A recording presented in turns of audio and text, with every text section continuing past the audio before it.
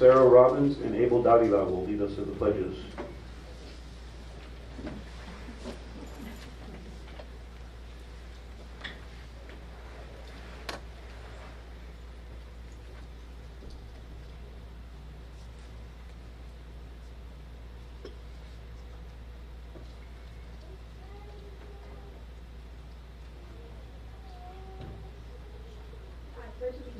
To the flag of the United States of America and to the republic for which it stands, one nation, under God, indivisible, with liberty and justice for all.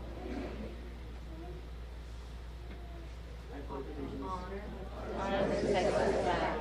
I pledge allegiance to the Texas, one state, under God, one and indivisible.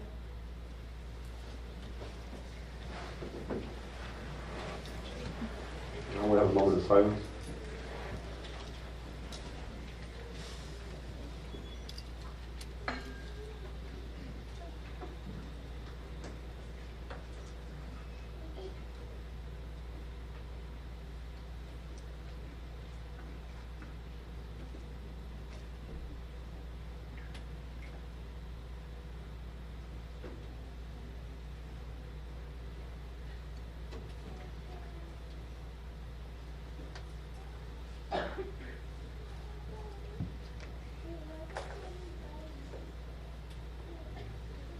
We'll move on to the next item on the agenda, which is the superintendent's announcements. Good evening, Matador Nation. I just want to start by sharing something that I heard just a bit ago, and it really just is indicative of how much our students really care for their teachers and their principals. And when Miss Riley walked in, one of her students ran up to her and said, "I love you, Ms. Riley." And our teachers and our principals truly go above and beyond, and just seeing that just really gave me chills. And now a high schooler may not run up to their principal or teacher and say, "I love you," but I know that they do. And having the opportunity to visit some English classrooms today, it's evident that our teachers care for their students, but our students care for their teachers. And folks, that's not something that gets a letter grade, but our people in Seguin ISD go above and beyond for our students. And we have an opportunity to showcase and celebrate students this evening. And if it wasn't for the adults who pour their heart and soul into everything, many of these students wouldn't be shining. We wouldn't be showcasing them today. And so I just want to thank our staff, all staff, from our bus drivers, custodians, to teachers, to principals, to school chiefs, for everything that they do. That was a really priceless moment that I'm very thankful I had the opportunity to hear, and something that I really needed to hear today. And Mrs. Riley, you are loved. Yes, I am. I want to talk about our Seguin ISD Mariachi Matador. They continue to make a name for themselves across the state of Texas.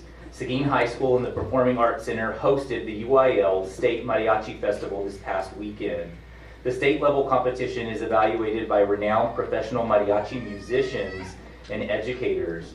After a stunning performance, the Seguin High School Mariachi Matador received unanimous superior ratings and was awarded the UIL State First Division trophy. Additionally, the following students were awarded gold medals for outstanding performance. And if you are here, if you would please stand to be recognized, because I think we have some of them here maybe.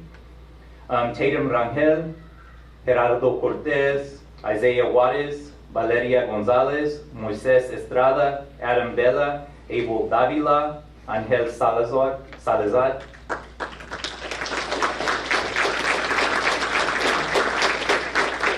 And last but not least, our amazing Mariachi Matador director is Rafael Alarcon.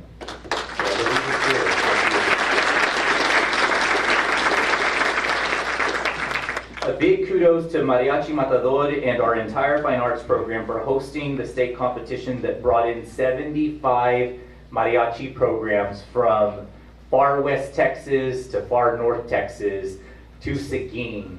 And we are so fortunate to have the facilities. We are so thankful for our community who has invested in updating and upgrading the facilities in Seguin ISD so that we can host these statewide events.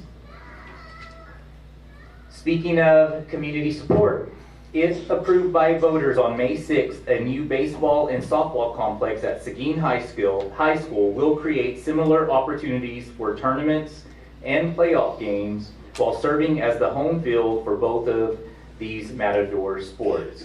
Matador baseball currently plays home games at Smoky Joe Field, owned by the city of Seguin near the fairgrounds. A new baseball field on the Seguin High School campus would eliminate the need for players and coaches to travel across town to the city's field. While our softball field has been well maintained over the years, the facility continues to age and we routinely repair the playing surface. By pairing a new baseball field with a new softball field at Seguin High School, both sports could share common facilities at the complex, such as the ticket booth, restrooms, and a concession. The new facility would cost $7.5 million. However, if it is approved by our voters, there would not be a tax increase. Again, there would not be a tax increase due to the residential growth and current property values set forth by the county appraisal district. Election day is May 6th at Rodriguez Elementary, Barnes Middle School, and the Performing Arts Center located at Seguin High School. These locations will serve as early voting sites along with the county elections office from April 24th to May 2nd. I encourage our stakeholders to make their voice heard as part of Bond 2023. Thank you.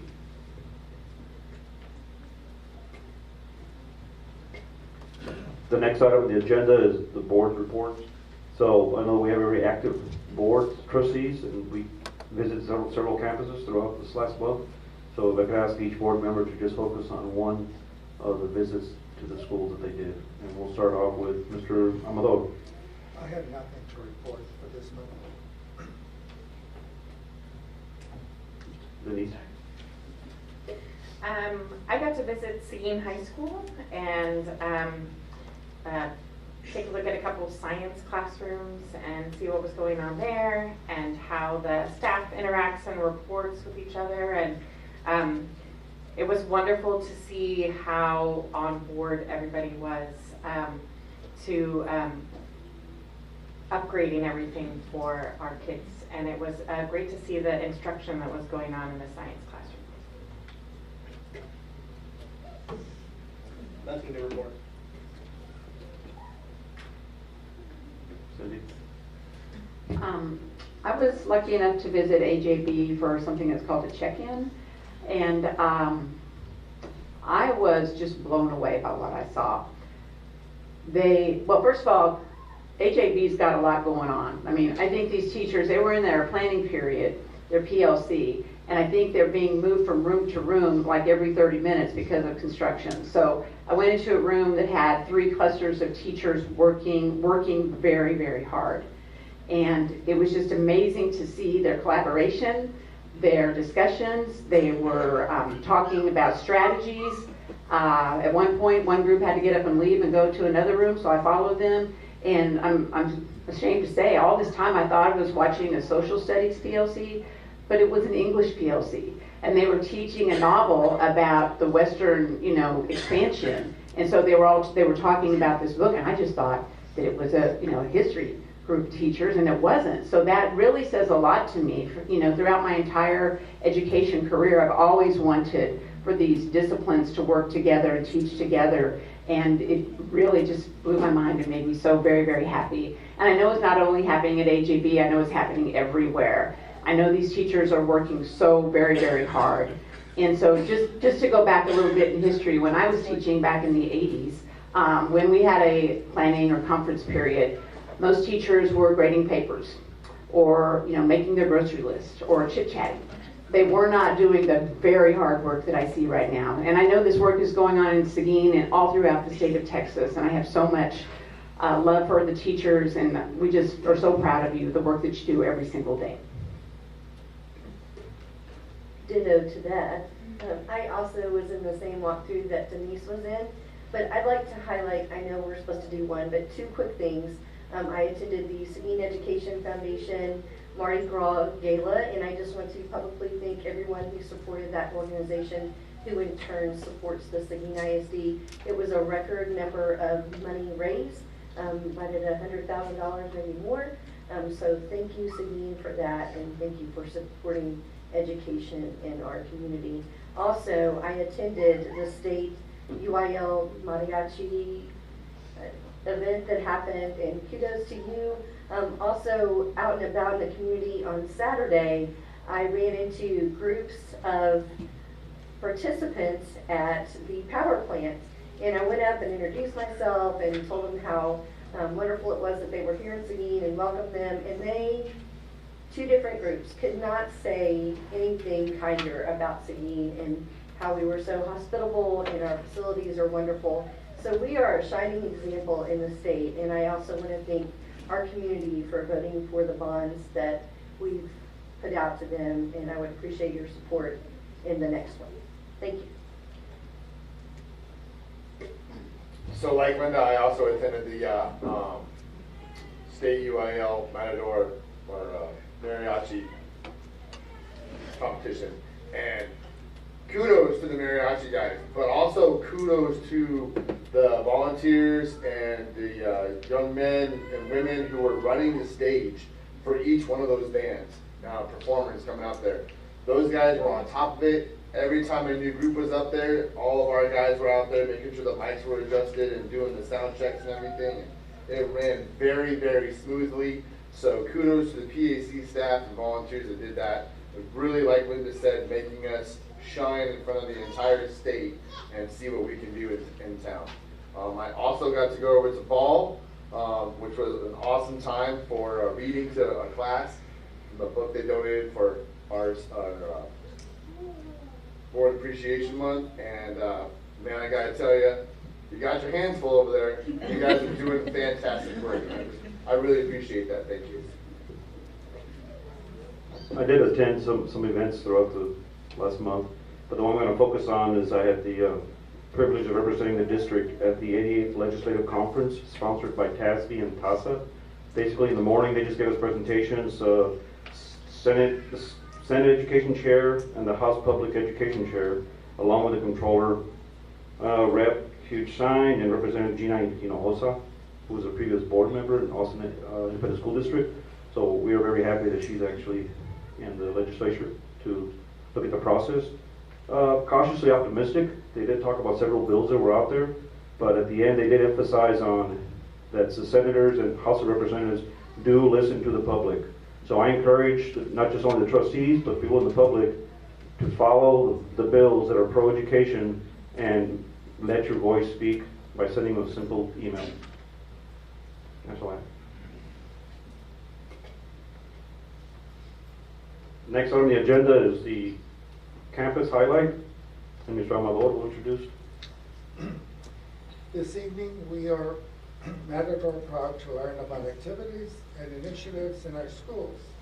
Let's welcome Ball Early Childhood Center Principal Deborah Riley, who is here to present on the journey to learning at her campus.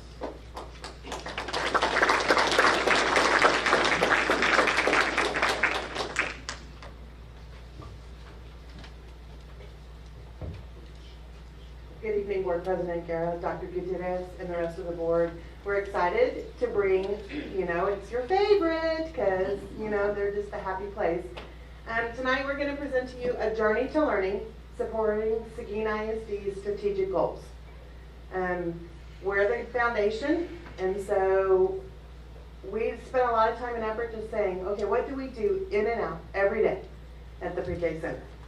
So, I also want to introduce, this is Maria Guerra. She's the AP at Ball, and Brittany Dreamer, who's our counselor. And without these two ladies, I would not be standing here because they help me run this place. So Let's get started. So how Ball staff and the Little Matadors support the strategic goals. First up, goal number 1, the student reading performance. We do something called morning message at Ball. It's an essential part of the day. It's a time where letter sound recognition and phonemic awareness skills are built in a meaningful way. Having successful students master phonemic awareness in pre-K is an essential to successfully learning how to read. In the video you're going to see, this class was asked to think of words that begin with the letter F. The students writing the words picked on classmates to come up with the words. They came up with family, food, and fish. Then the teacher had the students phonetically spell the words. As you can see, the student is doing most of the work while the teacher is facilitating. Truly student-led learning, even at the age of 4. Let's see if I can get this to work. Oh, thank you, Master. There's a magic man behind me.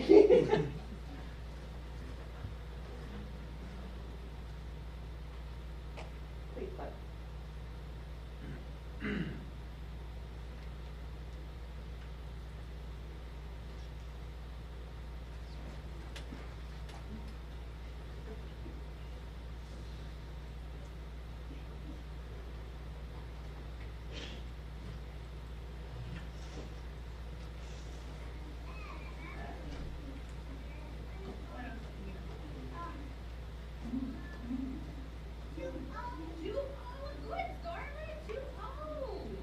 You saw the word food.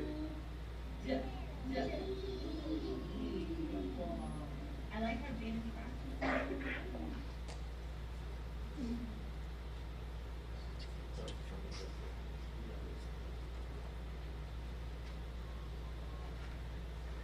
Okay, we'll move on.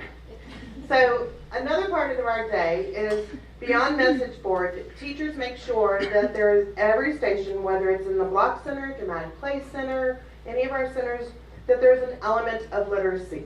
This is to reinforce the skills that are taught. So you can see in the pictures on the left, there's skills going on in whole group. In the Block Center, she's building letters, and over here we're just matching letters to a mat.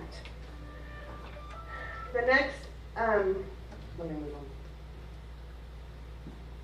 The next slide is whole group instruction. Involves building a student's comprehension skills as well as students are introduced to the reading skill so that they will apply that later in elementary school. In this video, the teacher had read The Three Little Pigs. The students used their listening comprehension skills to reenact the story. This is serious learning that builds on comprehension that will be tested year after year in STAR. And just a little side note, these are 3-year-olds. And what does the wolf say at that house? He knocks on the door and he says, oh, good job. And what do the pigs say, Rocky and Charlotte?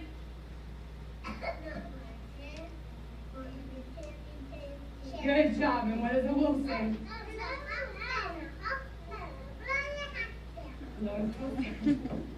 Oh, good job.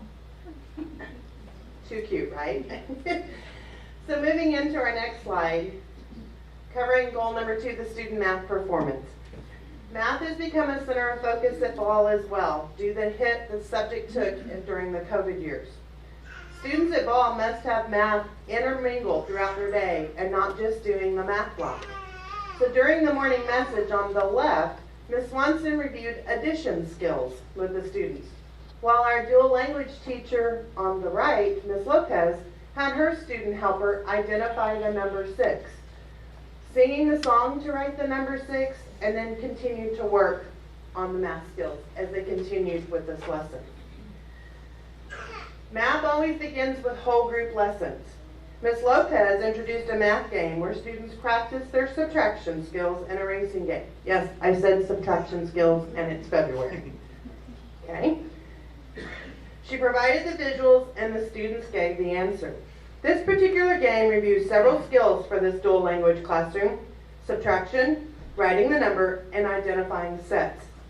In order for the students to be successful, the students had to learn their numbers, write their numbers, identify sets of objects, and apply it to the corresponding number. These 4 skills may be learned before they can even begin subtraction. This is why pre-K is essential. 4, vamos a ver. 5 aguacates, aquí están mis aguacates. 1, 2, 3, 4 y 5. Me comí 2, ¿verdad? 1, 2. ¿Cuántos quedan?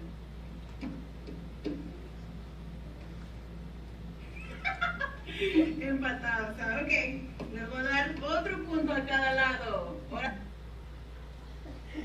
Once our whole group learning is over, students are expected to apply math skills independently or with a partner. This gives the teacher valuable data because they will know if the students can perform the skill on their own. In this next video, while the teacher pulls a small group of students to work on a particular skill, the rest of the class is sent to work independently, while the paraprofessional monitors and aids as needed. In this game, students are identifying sets on the die and then finding the corresponding number on their paper. The level of engagement was very high. While this teacher makes math look like a fun game between 2 students, it took a lot of work to get them to this point. Social stories and practice is key to getting a room of 4-year-olds to work independently.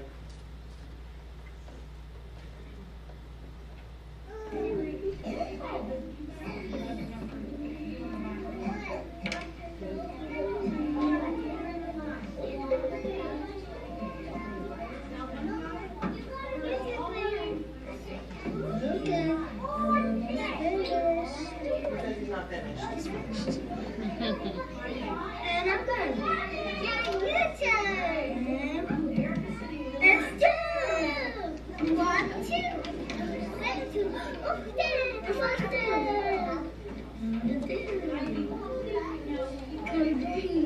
Okay, Cascada's going to go into goal number 3. Good evening. In this slide, one of the great things that happens in the fall is when the cheerleaders, when band, when football, when baseball comes and visits all of the schools and opens the doors. So we capitalize on that because at fall we don't just think about future ready beyond high school. We also think about elementary and junior high and high school and getting them excited for something that they can be a part of once they move on from our school. So we also want to continue collaborating with the middle schools, bringing maybe theater over, or the high school. We thought of bringing folklorico for our students, and hopefully we can get that started as well. And one of the things that we have our fingers crossed is bringing our former pre-K students to ball as the graduating class of 2023. For many of our students, they got started there, and to bring them back in their cap and gown to show our students would just be amazing, just to come full circle. So that's something that we're really working on.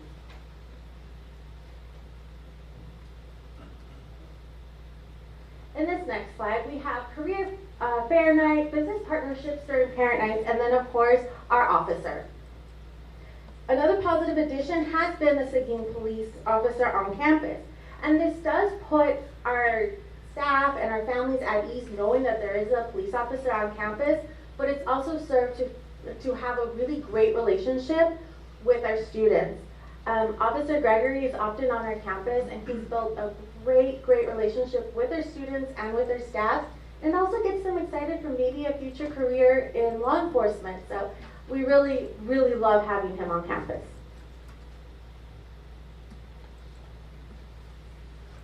So another great resource that we have is our family and our communities. To support the strategic goal of our future-ready students, we have one of our dads who works as the Postal Service. Students were able to make cards and see their local mail delivery system at work with a very special dad. We also have had a grandfather working for GDC-Com, and this coming Thursday, we're super excited. We will host a career reading night where we have partnered with local businesses to either have a table and explain what they do during the day or read a book. So we're really excited about that. So these are some of our collaborations during some of our family academy nights or our reading nights or even our math nights. Again, we partner up with our local businesses so they can come and attend and really show the resources within our within Seguin to our families.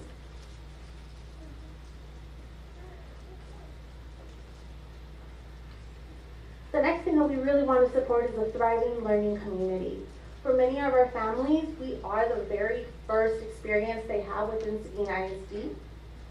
So what we have offered are family academies, topics like high-will child or mental health. We have had representatives from Laurel Ridge and come talk about trauma and the effects on children. We want to make sure that both our families and staff are knowledgeable about the topics that interest them and that affect our children. Our next Family Academy will be on what is family. One of the most exciting moments at Ball has been the visit from the president of Linden Ball High School. She shared the history of Ball and its founder, Dr. William B. Ball, to middle school students. Many of our students did not know that Seguin was once segregated and that Ball was a segregated school for African Americans. It was a great learning experience for all of us. The next goal is staff satisfaction, and this is the one that is dear to my heart and to my team's heart. It is very important that my staff is happy and content, because then they'll come to work every day. So one of the areas, of course, back in, we did the ofrenda, and they brought their pictures, and they put those pictures in, and we celebrated that culture. Another culture we didn't put all the pictures in here, but we celebrated the German heritage when it was around Wurstfest, and we had a luncheon. Other things we do, we constantly have luncheons or celebrations at Ball, because my teachers like to eat and they like to be together. And there's not often enough time for that. The picture on the right, we had a snowball fight. And we just decided to let go of a little energy, and we did a snowball fight. And the purpose behind that is that everyone got their person for Secret Santa, and that's who the person was for that event. This is the picture that is nearest and dearest to my heart. I want you to look at all these little faces. If you want to talk staff satisfaction, these are images of most of our students whose parents work for Seguin ISD. We are so fortunate to have these students in our program. Parents and guardians who work for Seguin ISD can take advantage of being able to have their student attend our school, regardless of income or program status. In return, we are able to help 30 district employees, and I said 30, improve their staff satisfaction.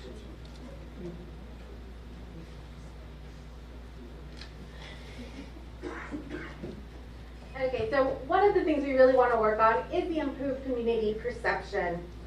As I mentioned, we want to always bring our families on campus, whether it's academic nights, and this one, during Halloween, we had a reading night, and yes, that is admin versus dinosaurs, and there's a TikTok somewhere where the counselor T-Rex is eating the AP and the principal. Somewhere on there, I don't know.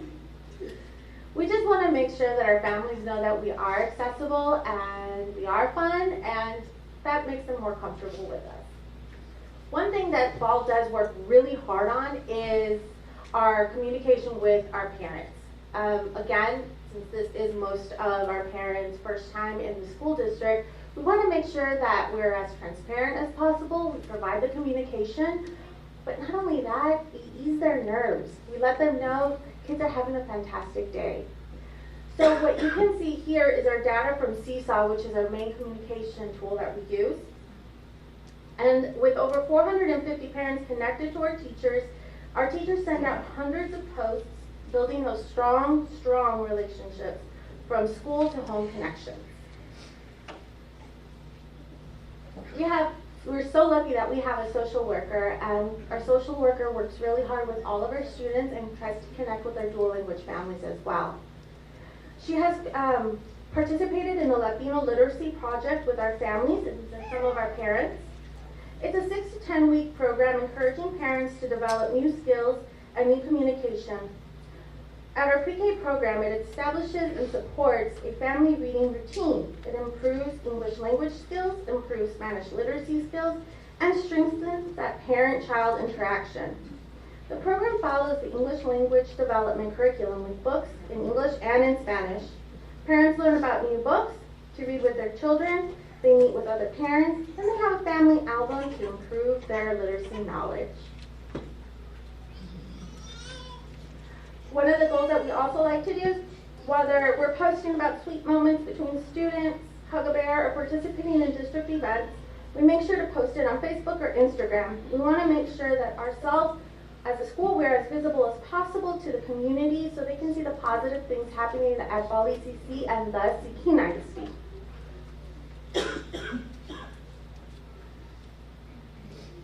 One of the coolest things that happened is our custodian took some time on his lunch. He's a musician after school, and he just took out his guitar and started playing for 3-year-olds, and he was on the news, which was really, really cool. So hopefully this video will play.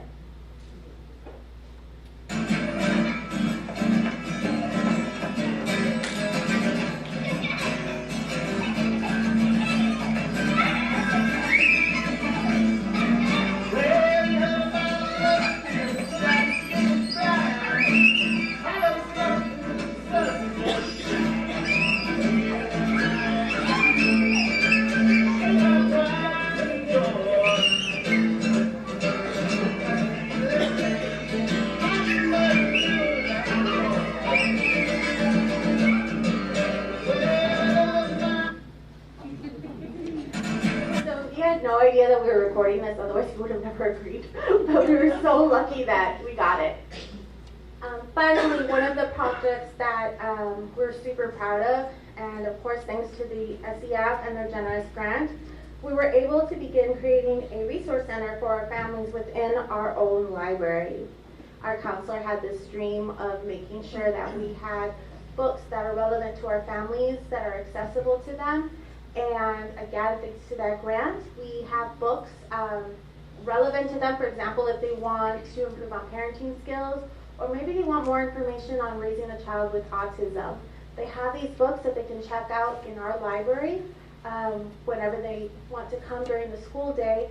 But best of all, it's in English and it's in Spanish. So it really will reach out to all of our families. And we're super excited, and hopefully we will get to open it very, very soon.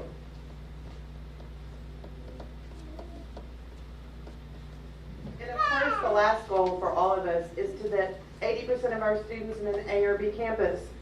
So how do we support that? Well, this picture right here, when you talked about PLCs at AJB, they go on daily at Ball as well. These teachers get together and they collaborate and they share strategies and they talk about their data. It's not anything we hide. It's all, you can come by Ball, it's posted in this meeting room right now. Some of it's not pretty, and so they're helping each other. How do we figure out to get them in those pretty big awareness skills? How do we improve those? So we're working hard. Also, this has been our love this year. We have seen an increase in the number of students that are qualifying for special education services, whether it's speech onlys or they have some other disability. So we are seeing these children come into our classrooms, but they're in gen ed classrooms. So I have to support my teachers by providing them the tools they need to teach children with disabilities in a gen ed classroom. So we partnered with Region 20 this year, and I'm so happy about this. They have another training this Wednesday. Sarah Ford is the early childhood specialist at Region 20. And she has come in and trained our teachers and given our teachers and aides. It's not just the teachers, because the aides are there every day supporting those teachers. So my staff, we're always learning for all kids to get everyone to an A or B. Thank you for your time tonight. I know we went off. Sean, I'm sorry. We went longer than 10 minutes. But we're so proud of this campus. I worked very hard over the last couple of years to make sure that people know this is a high-quality pre-K program in Seguin ISD. It is part of Seguin ISD. It is not a daycare. And the only thing I can ask for in the future is that it become pre-K for all. Thank you for your time. We have some comments.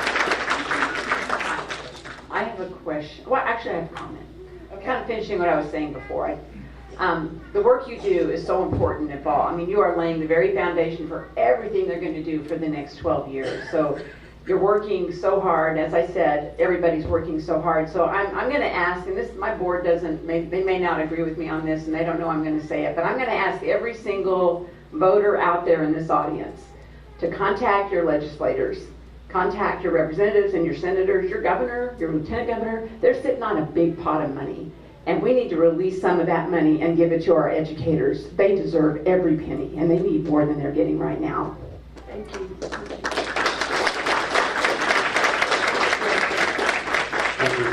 Thank you, Vol staff, and I know some of the staff is here. I just appreciate everything that you're doing to lay that solid foundation. More than ever before, we have kids going into kindergarten ready, and this has not always been the case. We've had pockets of excellence at Ball, but there is excellence in every single classroom at Ball, and it is thanks to the leadership and the teachers who are truly operating as a professional learning community. Thank you.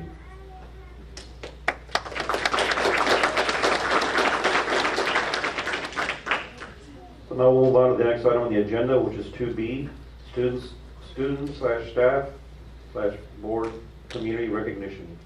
Good evening, President Guerra, Dr. Gutierrez, and trustees. It's hard to top a custodian singing and playing Stevie Ray Vaughan to a bunch of dancing Ball pre-kindergarten students, but the good news is we've got more Ball students and an AJB student. I'm sorry, a foreign student we're going to recognize tonight. Each month, our campus principals designate deserving students who we are privileged to honor during our monthly regular school board meetings. 3 of these students are with us tonight. Students, please step forward with your family as we announce your name. Vincent Mancinas.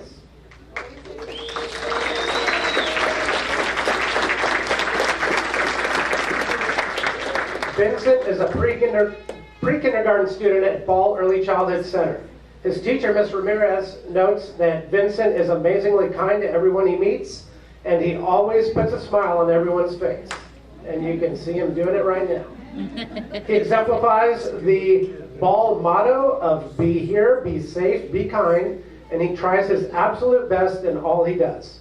He even goes out of his way to learn the names of various staff members at Ball. He has always been very kind to the students in his class.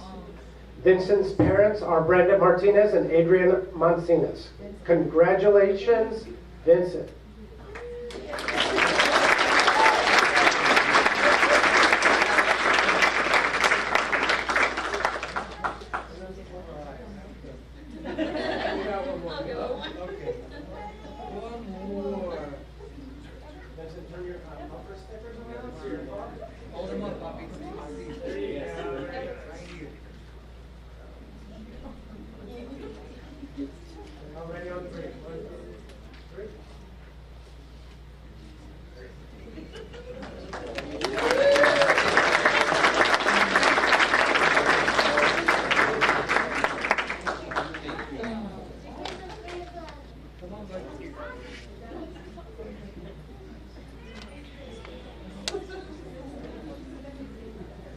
Next up, we have Samantha Andrade Moreno from Ball Early Childhood.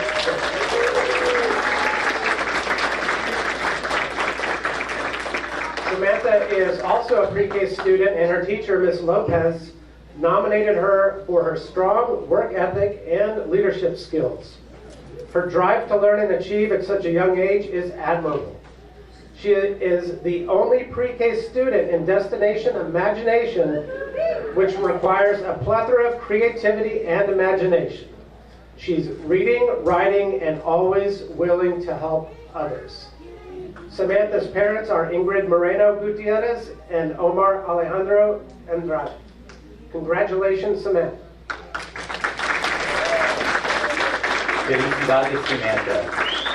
Me gustaría nominar a Samantha Andrade Moreno por su ética de trabajo y habilidades de liderazgo. Su deseo por aprender y triunfar a una edad tan temprana es admirable. Ella es la única estudiante de pre-K en dual lenguaje que requiere tanta creatividad y imaginación. Ella lee, escribe y siempre está dispuesta a ayudar a los demás. Su actitud positiva y habilidades de trabajo en equipo la convierten en una fuerte candidata para el premio estudiantil de superintendente. Felicidades.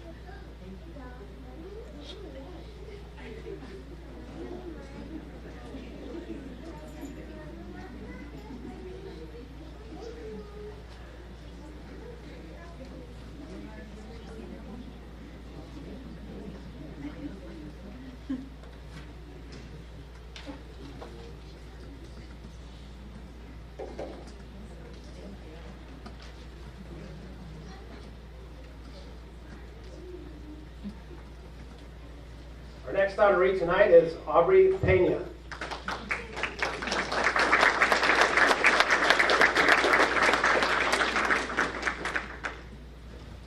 Aubrey is a 7th grade student at Breezy Meister Middle School. Breezy, I was right the first time. Amazing, where she is always willing to share and participate in discussions, even when they're challenging. Aubrey is focused on her schoolwork and strives to improve on her assignments until she has done the best she can. In addition to always being on task, she is thoughtful and willing to assist her fellow classmates. Aubrey's parents are Monica Guerrero and Bobby Pena. Congratulations, Aubrey.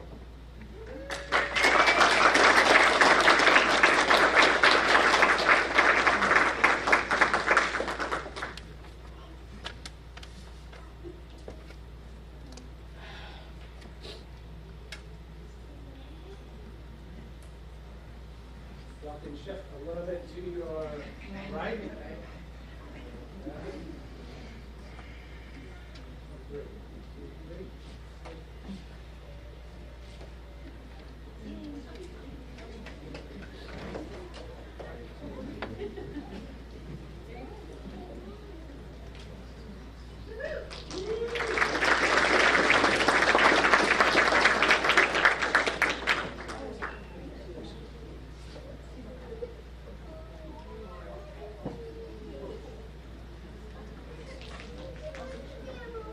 Seguin ISD's tradition of excellence in fine arts continues to grow thanks to our next two honorees. The All-State Musician process started with more than 70,000 students from across the state vying for this coveted honor. In the end, less than 2,000 of these students were selected for the Texas All-State performance that was held on February 11th in San Antonio. To qualify for the All-State level, the musicians had to excel at the district, region, and area competitions. Seguin High School is fortunate to have two All-State musicians for 2023. Let's hear it for Sarah Robbins Band and Abel Davila Mariachi.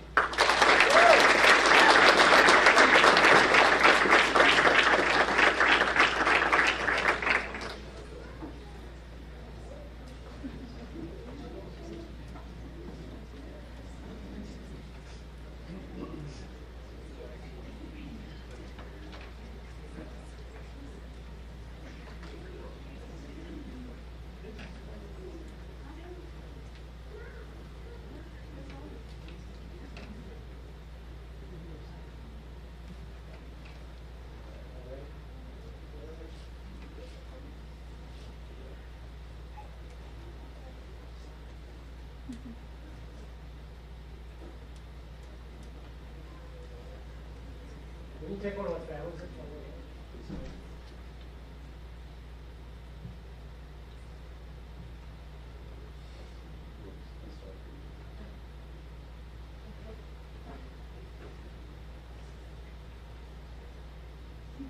Shift a little to the left.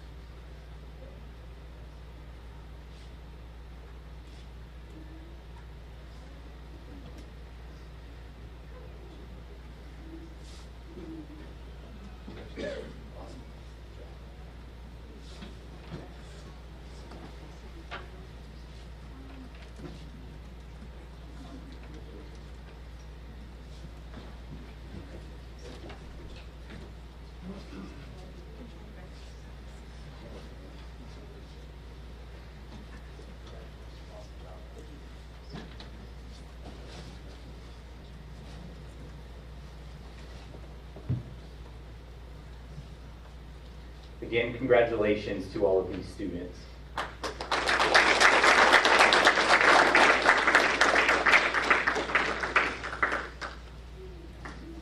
The Seguin ISD Apple Award recipient for February is a veteran classroom teacher and a leader who makes a positive impact on students each day. A Seguin native, she has taught at her present campus for 5 years. She takes pride in giving back to her community as a cheer sponsor, project-based learning lead teacher, a Reflect lead teacher, and a strong 6th grade and 8th grade teacher. She has the innate ability to build and foster relationships with students while also holding high expectations and challenging her students on a daily basis. She is always willing to help students, teachers, counselors, and administration. Her classroom learning environment is a sanctuary for all students, and her calm, supportive demeanor makes her a positive force on her campus. I am proud to present this award to Barnes Middle School 6th grade social studies teacher, Tracy Salazar.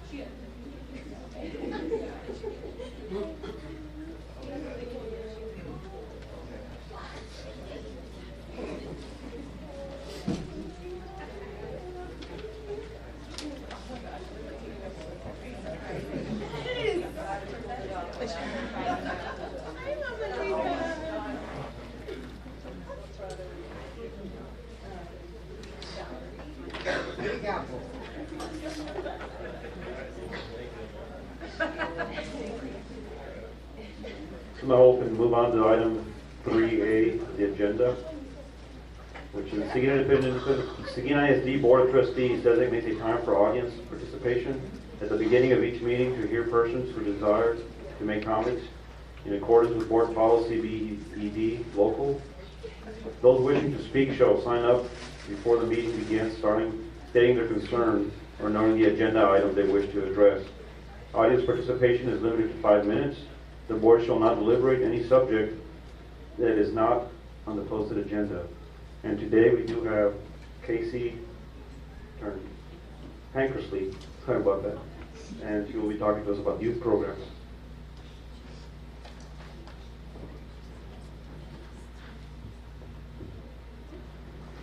Good evening, trustees, Dr. Gutierrez, school staff, and guests. My name is Casey Tankersley, and I'm the Community Relations Rep with GVEC. And so we are just dropping by to visit with our local school districts and their school boards to remind them of all the great youth services that GVEC offers your students and your teachers, in addition to the great support we provide the education foundations, the booster clubs, and so on. So we encourage your teachers to visit our website, gvec.org, check out the youth programs. We have some specifically that are made for kind of the elementary age. Arguably the Lightning Bug program is really geared towards second grade. We also have a Power Town presentation that talks about electric safety. That's geared more toward our 4th, 5th, and 6th grade, more of our middle school. And then we are always welcome to come out for career days, career fairs, and that type of stuff, especially for those high school students that are considering careers out in the trades, like ones that we offer at GVEC. We also want to encourage you guys to consider applying for a GVC Power Up grant. And so that is a 3-year grant cycle. If you need more information on that, I'm going to leave you guys a few of my business cards. Feel free to reach out to us if you have any questions. But at GVC, we like to be community focused and community centered. And so that's what I do at GVC. And so I'm happy to help and partner in any way we can. Right here. Thank you. Thank you. Thank you for the strong relationship that GDEC has with the school district. Will continue.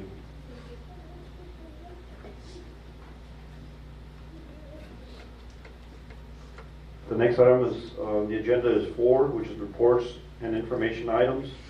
So 4A is the introduction of newly appointed administrators.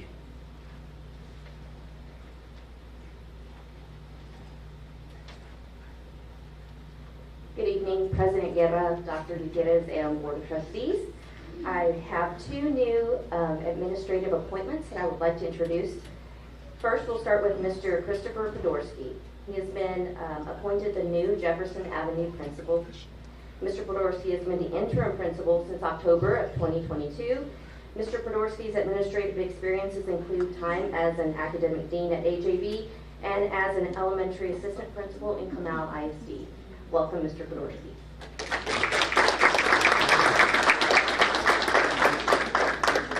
Hi, good evening, trustees, Dr. G, community. I just want to thank you for this opportunity. I'm very proud to be the principal of Jefferson, and I'm just looking forward to what the next years bring, and I just can't thank you more. I was going to introduce my family, but we're a little spread out. That's my daughter. My daughter Dylan, she's 3. That's my son Hayden over there. He's 6 and he goes to Kennedy. And my wife is somewhere around here, and she said not to say her age, so I'm not going to do it. But just once again, thank you, and thank you very much.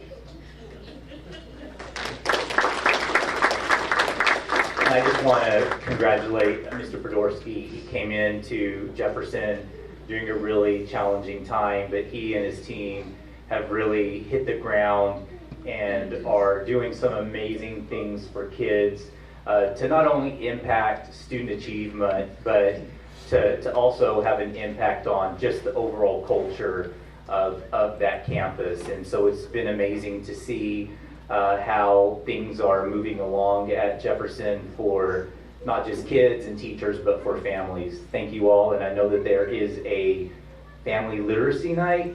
Is it literacy night on Thursday? Thursday, March 2nd, Dr. Seuss Literacy Night. Dr. Seuss Literacy Night at Jefferson on Thursday. Thank you for that. No problem. Next up, we have Ms. Perla Romero. She's been named the new Director of Business Services for Seguin ISD.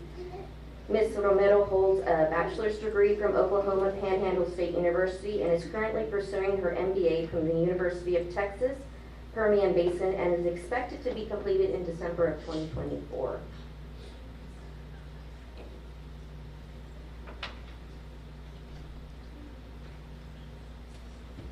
Good evening, Board of Trustees, President Guerra, and Dr. Gutierrez. Thank you so much for having me tonight. I am so excited to be in this role and to move forward in the future right alongside with Seguin ISD. I would not be standing here in front of you today if it wasn't for my teachers. I remember them so vividly since kindergarten all the way up until I graduated, and they played very important roles in my life, and I couldn't thank them enough, and I can't thank Tony enough for presenting this opportunity to me as well. So thank y'all.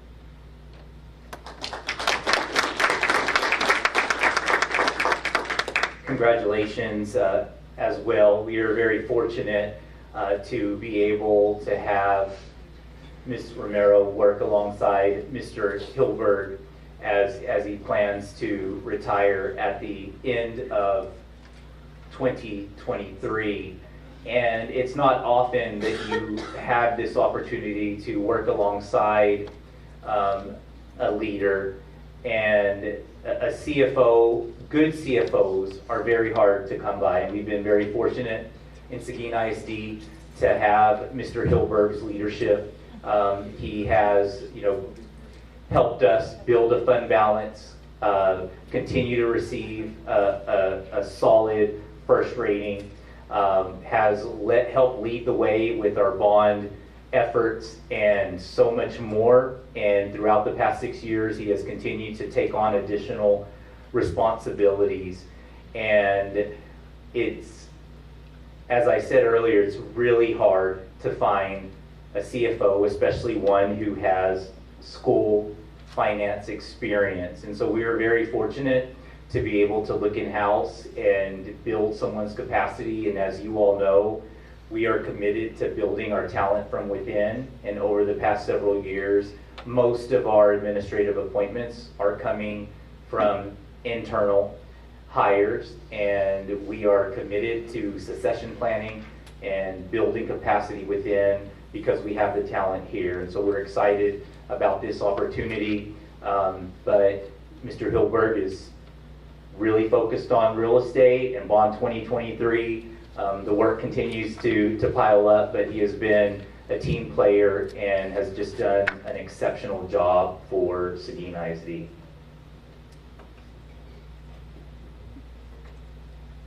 Next item.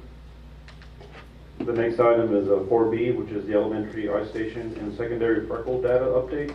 And Ms. Jaramillo will do this presentation.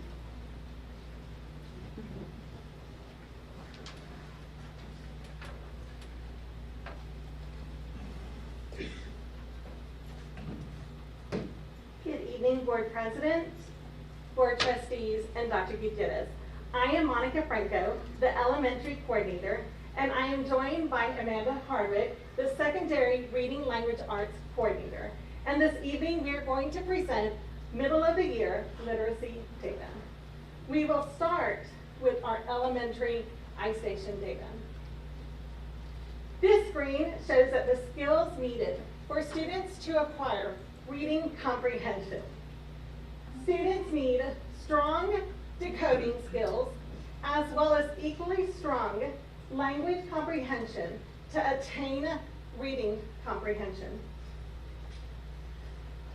Our iStation subtest, activities, and lessons align with these skills. At the beginning of this month, our students took the iStation assessment. The greens represent the percentage of students reading on grade level. Based on this month's English ISIP assessment data, we have 45% of our matadors reading at grade level, from kinder through 5th grade. This report shows how the state performed. Then it breaks it down by the district and every campus. Our goal is to have more students reading in the greens because we want more students reading on grade level.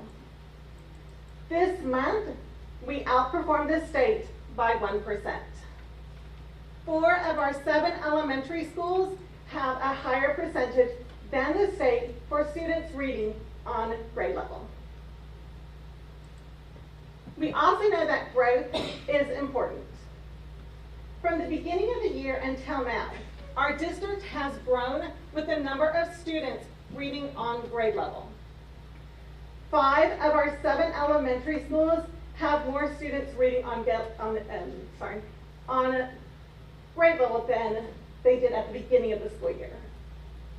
Earlier we saw a report, and 3 of our 7 elementary schools did not have outperformed the state. While they did not outperform the state, they have shown growth from the beginning of the year until now for students reading on grade level. We can use the data to identify opportunities for growth.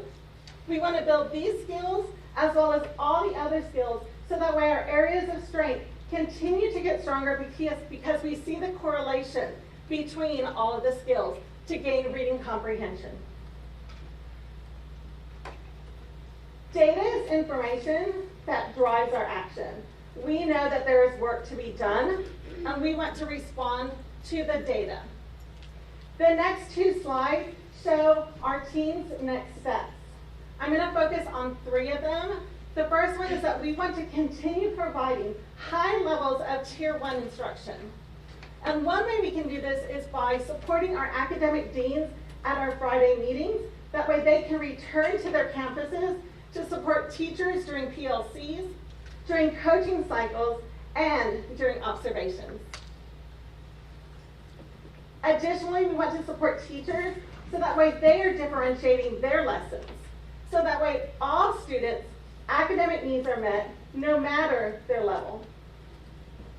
Campus administrators and district staff will continue to observe teachers during intervention blocks and during Tier 1 blocks, looking for the differentiation lessons and high levels of instruction. The Seguin ISD website has a web page dedicated to digital resources for families. Families can access information here about educational programs like iStation, get information about them, and how to access them from home.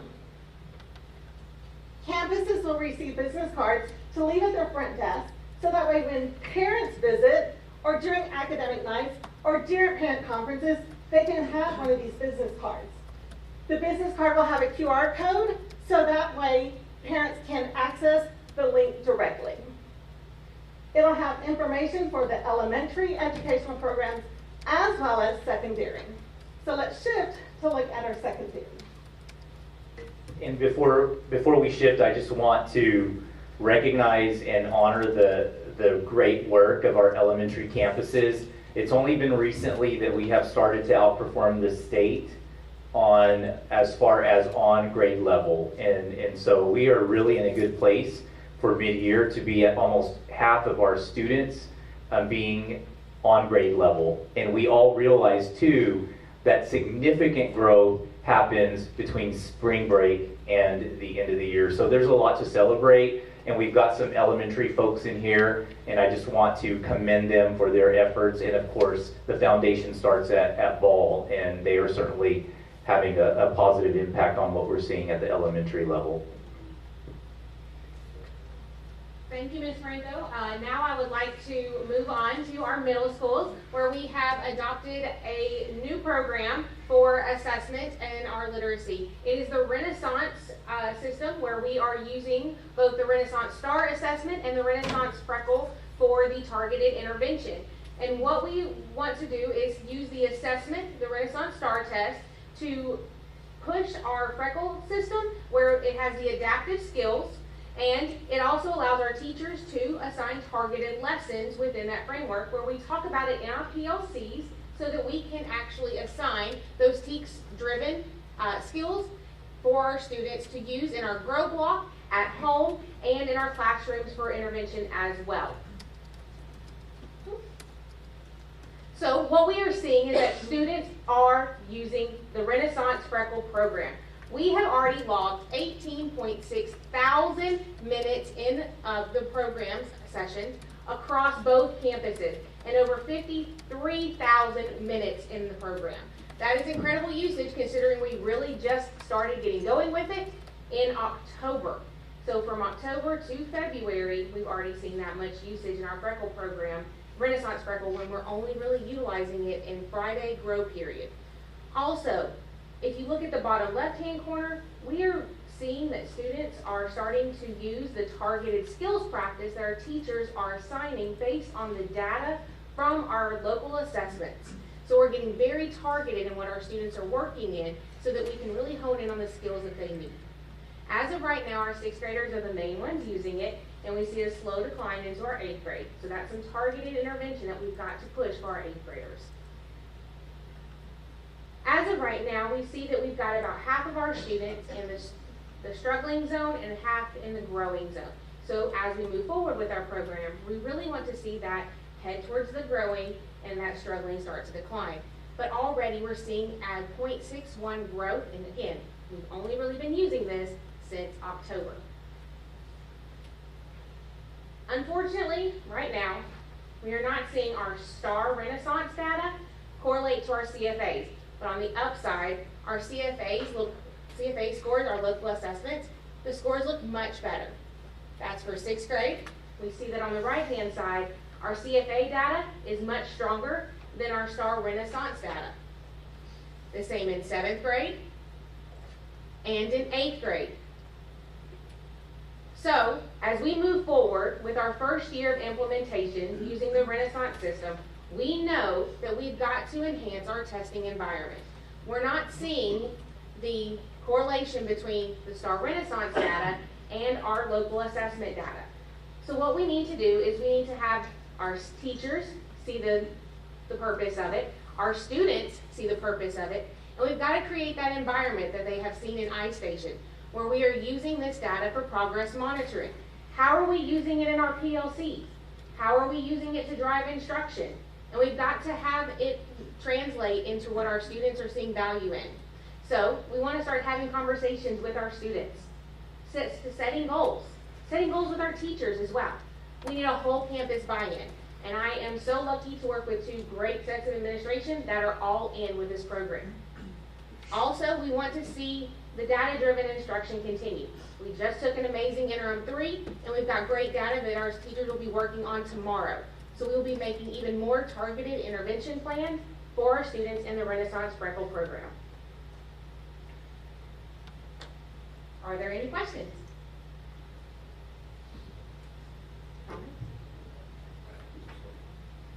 So I wanted to clarify a couple things real quick. You said that we're only using this on the Friday grow period? That's our primary place, but students have access to it at home, and teachers are starting to utilize it in some station rotation. Okay. I just appreciate you pointing out that we just launched this in October. And so we're working on ensuring that we're utilizing it, implementing it with fidelity. And what it's going to take is for our teachers, they're still trying to get a feel for how this tool is gauging where their students are and how they can utilize this tool for that grow block as well. And so it's a big change from what we were accustomed to, but we truly weren't really utilizing iStation at the middle school. And so I'm looking forward to seeing this really take off at the middle schools, and I appreciate your leadership in rolling this out, as well as the support from the administration. And I think it just needs to continue to be a focus when teachers, they're talking about data all the time. This is just an additional data set that's at their fingertips. Thank you for your time. Thank you. Now we'll move on to item 4C, which is the secondary monthly report.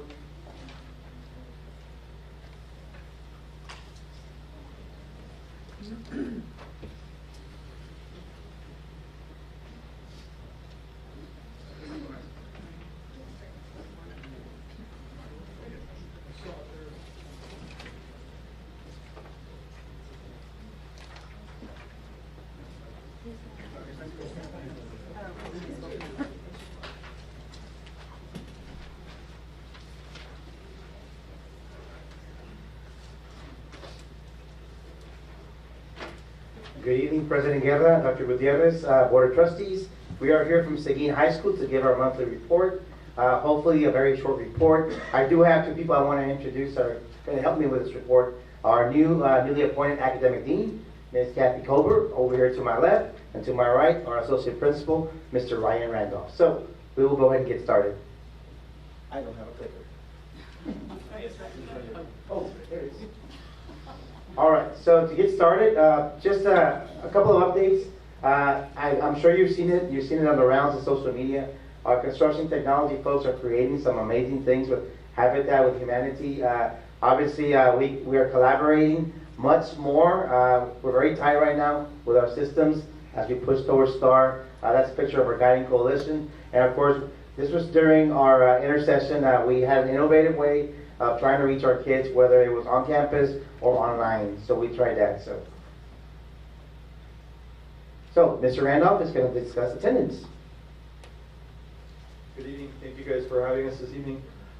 Looking at our attendance, we are showing some growth from last year. So we are having more kids in the building and more kids in class. We've launched an attendance campaign this year.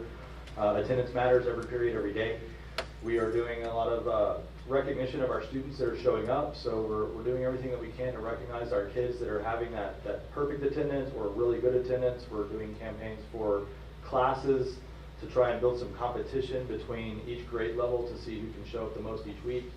We are also starting to recognize our kids that have the most improved attendance, to recognize them as well. And this week I met with our attendance coordinator and our truancy officer to start setting up some individualized plans for our kids that are really struggling with that, so that we can hit each one of those students that are struggling, the ones that are improving their attendance, and the ones that have the perfect attendance. And so we do have a lot of different celebrations that we do. Like I said, we have our weekly challenges. We're giving popcorn to the class that wins. In April, we are going to launch our exam exemption challenge. So students that have perfect attendance through the month of April will have the opportunity to exempt their semester exams. They can opt in, of course, so if they do want to take that test and use that to boost their grade, they're more than welcome to do that, but they have that opportunity to use that perfect attendance to opt out of that semester exam. For our staff attendance, we do everything that we can to recognize our staff. We have weekly Matadors Who Matter awards that we give to our staff. We do lessons of the week. We welcome everybody new to the campus as we do that. What we are seeing is a decrease in the number of subs that we have each day this year from last year. We do have a lot of events going on in the spring, so you can see the school business numbers are starting to ramp up this semester than they were last year. But we do have an average of about 17 subs, 14 to 17 subs per day on campus. Our subs do love to come and work with us. They're wonderful folks. We have repeat subs every day, but our staff does show up, and we appreciate that.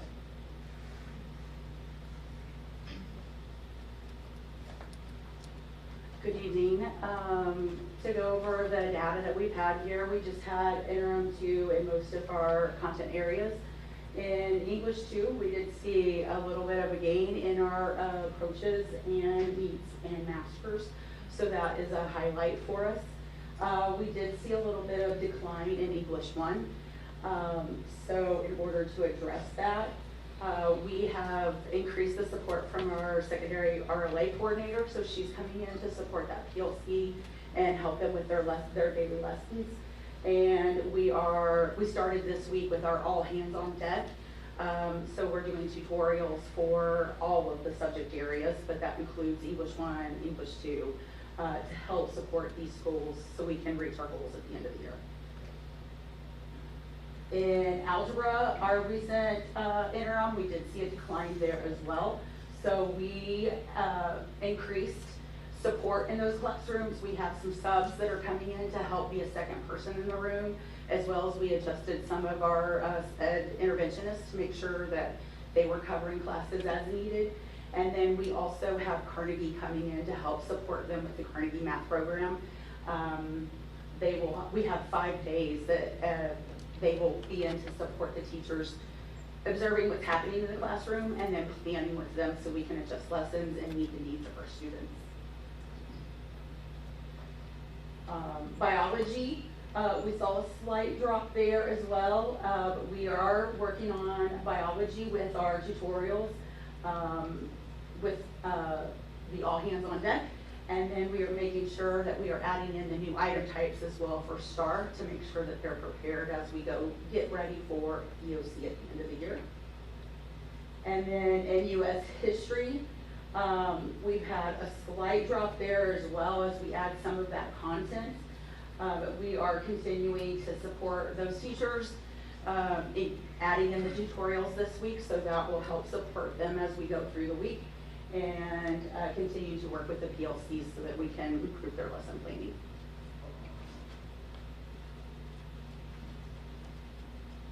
So in all cases here, we are actually supporting our teachers via PLC. We have adults in classrooms helping students. Basically, what our content level is, for example, mine is social studies, so I'm in U.S. history classes, team teaching with a teacher, working with students. We have others like Mr. Randolph. He's a science expert, so he's working with our bio students. So we're kind of all teaming up, so our students can see more than one adult in the classroom. So we do have some things going on. Obviously, we have something called a Mathia Triple Play, where our students on Wednesdays, they're able to get their intervention for Algebra 1 during our flex period, and if they complete 5 modules or workspaces, then we will enter them for a drawing, and we have some prizes for them. We also have students completing tutorials to get Matador bugs, and they can use that if they're behind on an assignment, give it to the teacher and be able to make that up with them. So there's a lot of different things happening. As we know, we have to also motivate our students to do the intervention. So we have to put in certain things in place so they buy into it. So and that's what we're doing is in spring 2023. Does anybody have any questions? Could you talk about the next round of assessments and what I think I want to go into a little bit more detail about what support is in place, and I know Kathy can speak very clearly to it because she's been providing a lot of support for algebra, because I want everyone here to really understand what level of support is being put into the high school on top of solution tree work too with that partnership. So absolutely, our next assessments are going to be our benchmark assessments. We're actually having them next week for ELA. We're going to be doing ELA 1 benchmark on Tuesday and Thursday, correct? We've changed it a little bit, but we're going to be doing our benchmarks Tuesday and Wednesday, and then we're going to have a shutdown where the students are going to simulate the testing environment, and hopefully we can get that data as soon as possible so we can start working and making interventions, working with our interventions and adjustments. Also, we're going to be having our Algebra 1, Biology, and U.S. History towards the end of March, so we can have that data back before we start really our push for our boot camps. Did you know more about algebra? So in our algebra classes, we have made sure that our SPED interventionists are in class to make sure that our students that need additional support are supporting those students. In addition, we have 3 subs right now. 2 of them are half day, so there's one that's in the morning, one that's in the afternoon to help with classes, and then one that is able to be there most of the day. And so they are pushing in so that we have at least 2 and sometimes 3 people in the classroom so that we can make sure students. Again, excited to be able to present the newest set of data that we have. I do feel like there's going to be some things that we have in common, so we are going to go pretty quickly through this. We'll stop on some data, and by all means, if you all have any questions, we're more than happy to answer those. So we kept with our grad aims that we want for all of our students. We're really kind of digging into this work that we've had with Transcend as we've really kind of gone through and tried to change the culture at Barnes. I've been there 3 years now, and I think what's happening now is definitely the most positive that it's been in 3 years. You feel it in the halls, you feel it with the culture, and we're starting to see some of it academically. Not satisfied, but we're definitely making progress. What did I just do?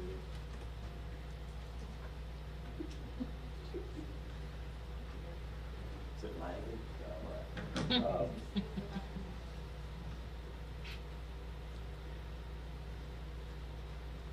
Okay, so our student attendance, as you see going through all the way back from August to the past couple of months, January and February, we also are trying to shoot for 95%, and we are kind of just steady at that 92%, a little bit above 92%. We're continuing to communicate the importance of it, working closely with our attendance secretary, putting some incentives in place, and really just continuing to push. Had a big Valentine's dance last week, and we'll continue to be able to keep our, 2 weeks ago, continue to keep pushing and communicating with parents as well about the importance of attendance. Anything y'all want to attendance. So we also experienced, we did make a move. You go down to the very end on February 22nd where we made a switch, and we were at 96%, and there was 96 and some change on that one, but we were very happy with the turnout that day on the 22nd. So continuing to push the Fridays, and we will be altering some of those Fridays as we have interim testing coming up on the 20th, actually March 1st, the 22nd, and the 29th. We'll be making some flips again.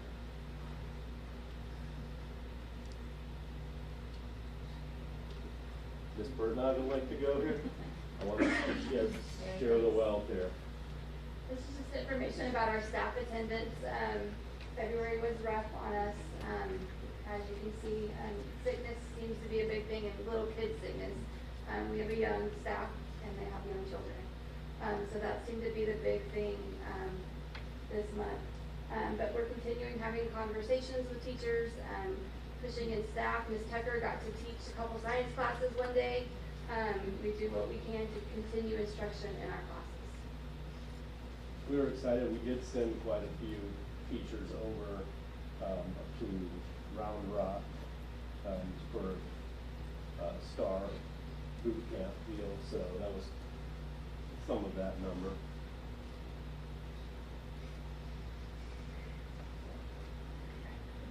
All right, again, I know Ms. Harmio kind of went through the data.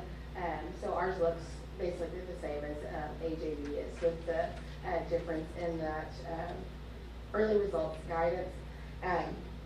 So I do want to say that, when we looked at it at first, it was very eye-opening. I have some young teachers on my staff, and I don't think that it really hit them until they saw those numbers, just what they needed to do.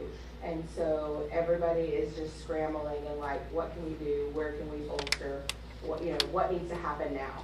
And so while, the scores are not the greatest, I think that that's kind of amped up our urgency and letting us know what we need to do. Some of the same things, we saw the attendance at 97%, 96 for that testing, and now we're just laser focused on what we need to do. We'll be doing the same data digs tomorrow for RLA, and you're more than welcome to come. I already started having some of those conversations with teachers as they are already looking, asking those questions, so I expect those conversations to be very rich. We do know that the point value has increased, and so looking at that writing piece is critical.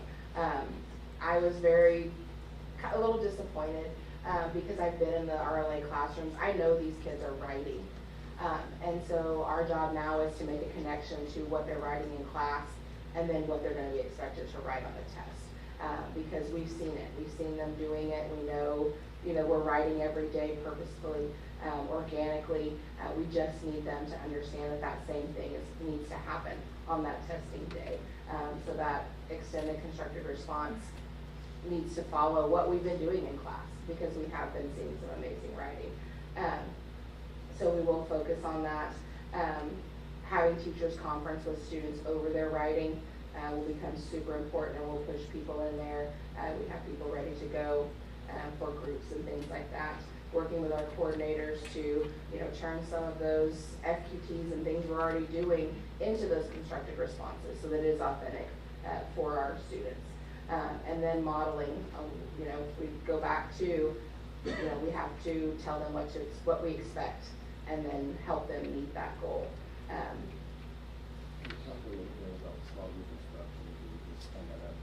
We are pushing for more targeted small group instruction, and so we've been looking at the data and grouping those kids, and we do have opportunities where we are able to pull those groups at various times for those conferences or for that targeted instruction. So not just in the GROW block, but other areas as well. And we're seeing that in RLA and also in math. Just very quickly, I know Ms. Kober had mentioned the Carnegie visits. I know it's math. Our teachers had the opportunity to have Mr. Hinojosa the last 2 days, and my brand new math teacher in PLC today. She said, I am so excited about having someone here to show us that we're doing a good job, but then how we can get even better.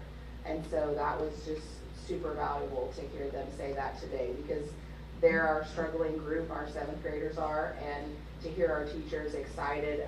I went in after they taught together, Mr. Hinojosa and one of my teachers, and it was a renewed spirit in that classroom. So I'm very grateful that we did get to have that Carnegie visit. Any questions? You know, there's certainly a lot of similarities, and again, just appreciation for the work that you and teachers are doing on the campus. You know, we have really strived to bring that tight alignment to the 2 middle schools for quite some time, and it's been very challenging to do. And we're there, and it shows in the strategies that you're utilizing, the data that's coming through, and we are likely to a place where our middle schools could probably present together. And I just appreciate the willingness to work with the other campus, AJB's willingness to work with you. We're only stronger together, and just your receptiveness to feedback from the people here in curriculum, your receptiveness to each other, and that just sets a tone on the campus, and it's making a difference in every way, whether it's discipline, attendance, or student achievement, although we recognize there's still work to do. Thank you all. That's great. Can we go back one slide?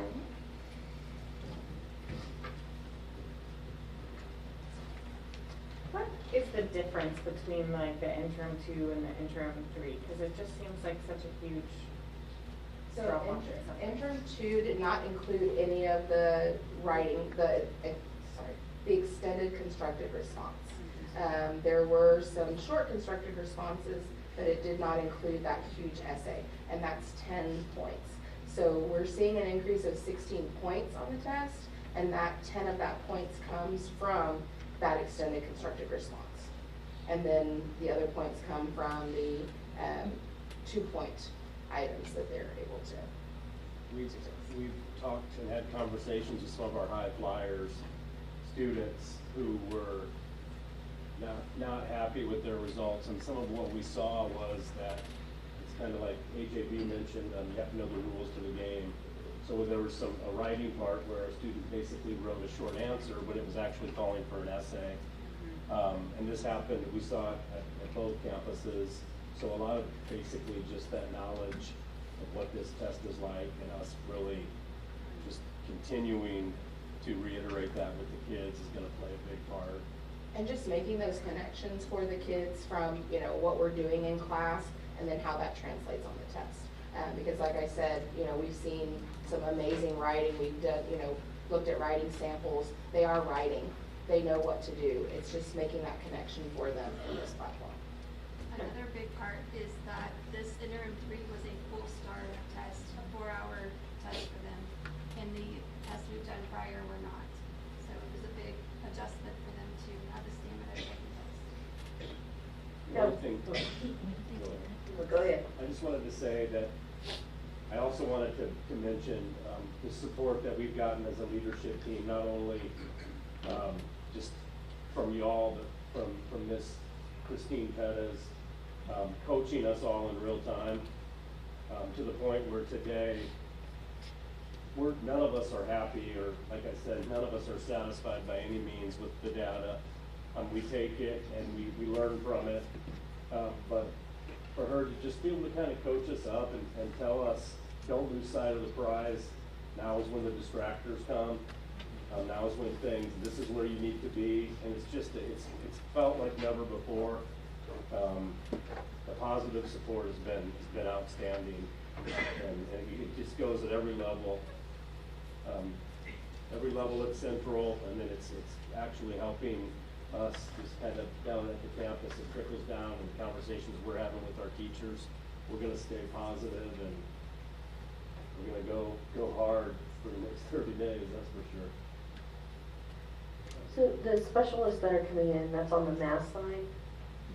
Can we do that on the language side, the writing side as well? We do. We have TNTP. We partner with TNTP for our Wit and Wisdom, and so we have weekly coaching sessions with them. We had a meeting with them today talking about the same data and how we're going to move forward with that. So yes, we do have opportunities for that as well for RLA.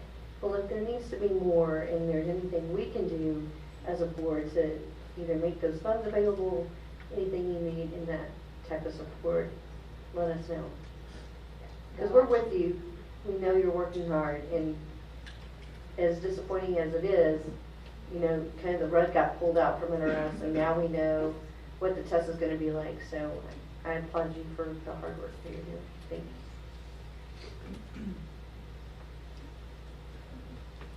Thank you.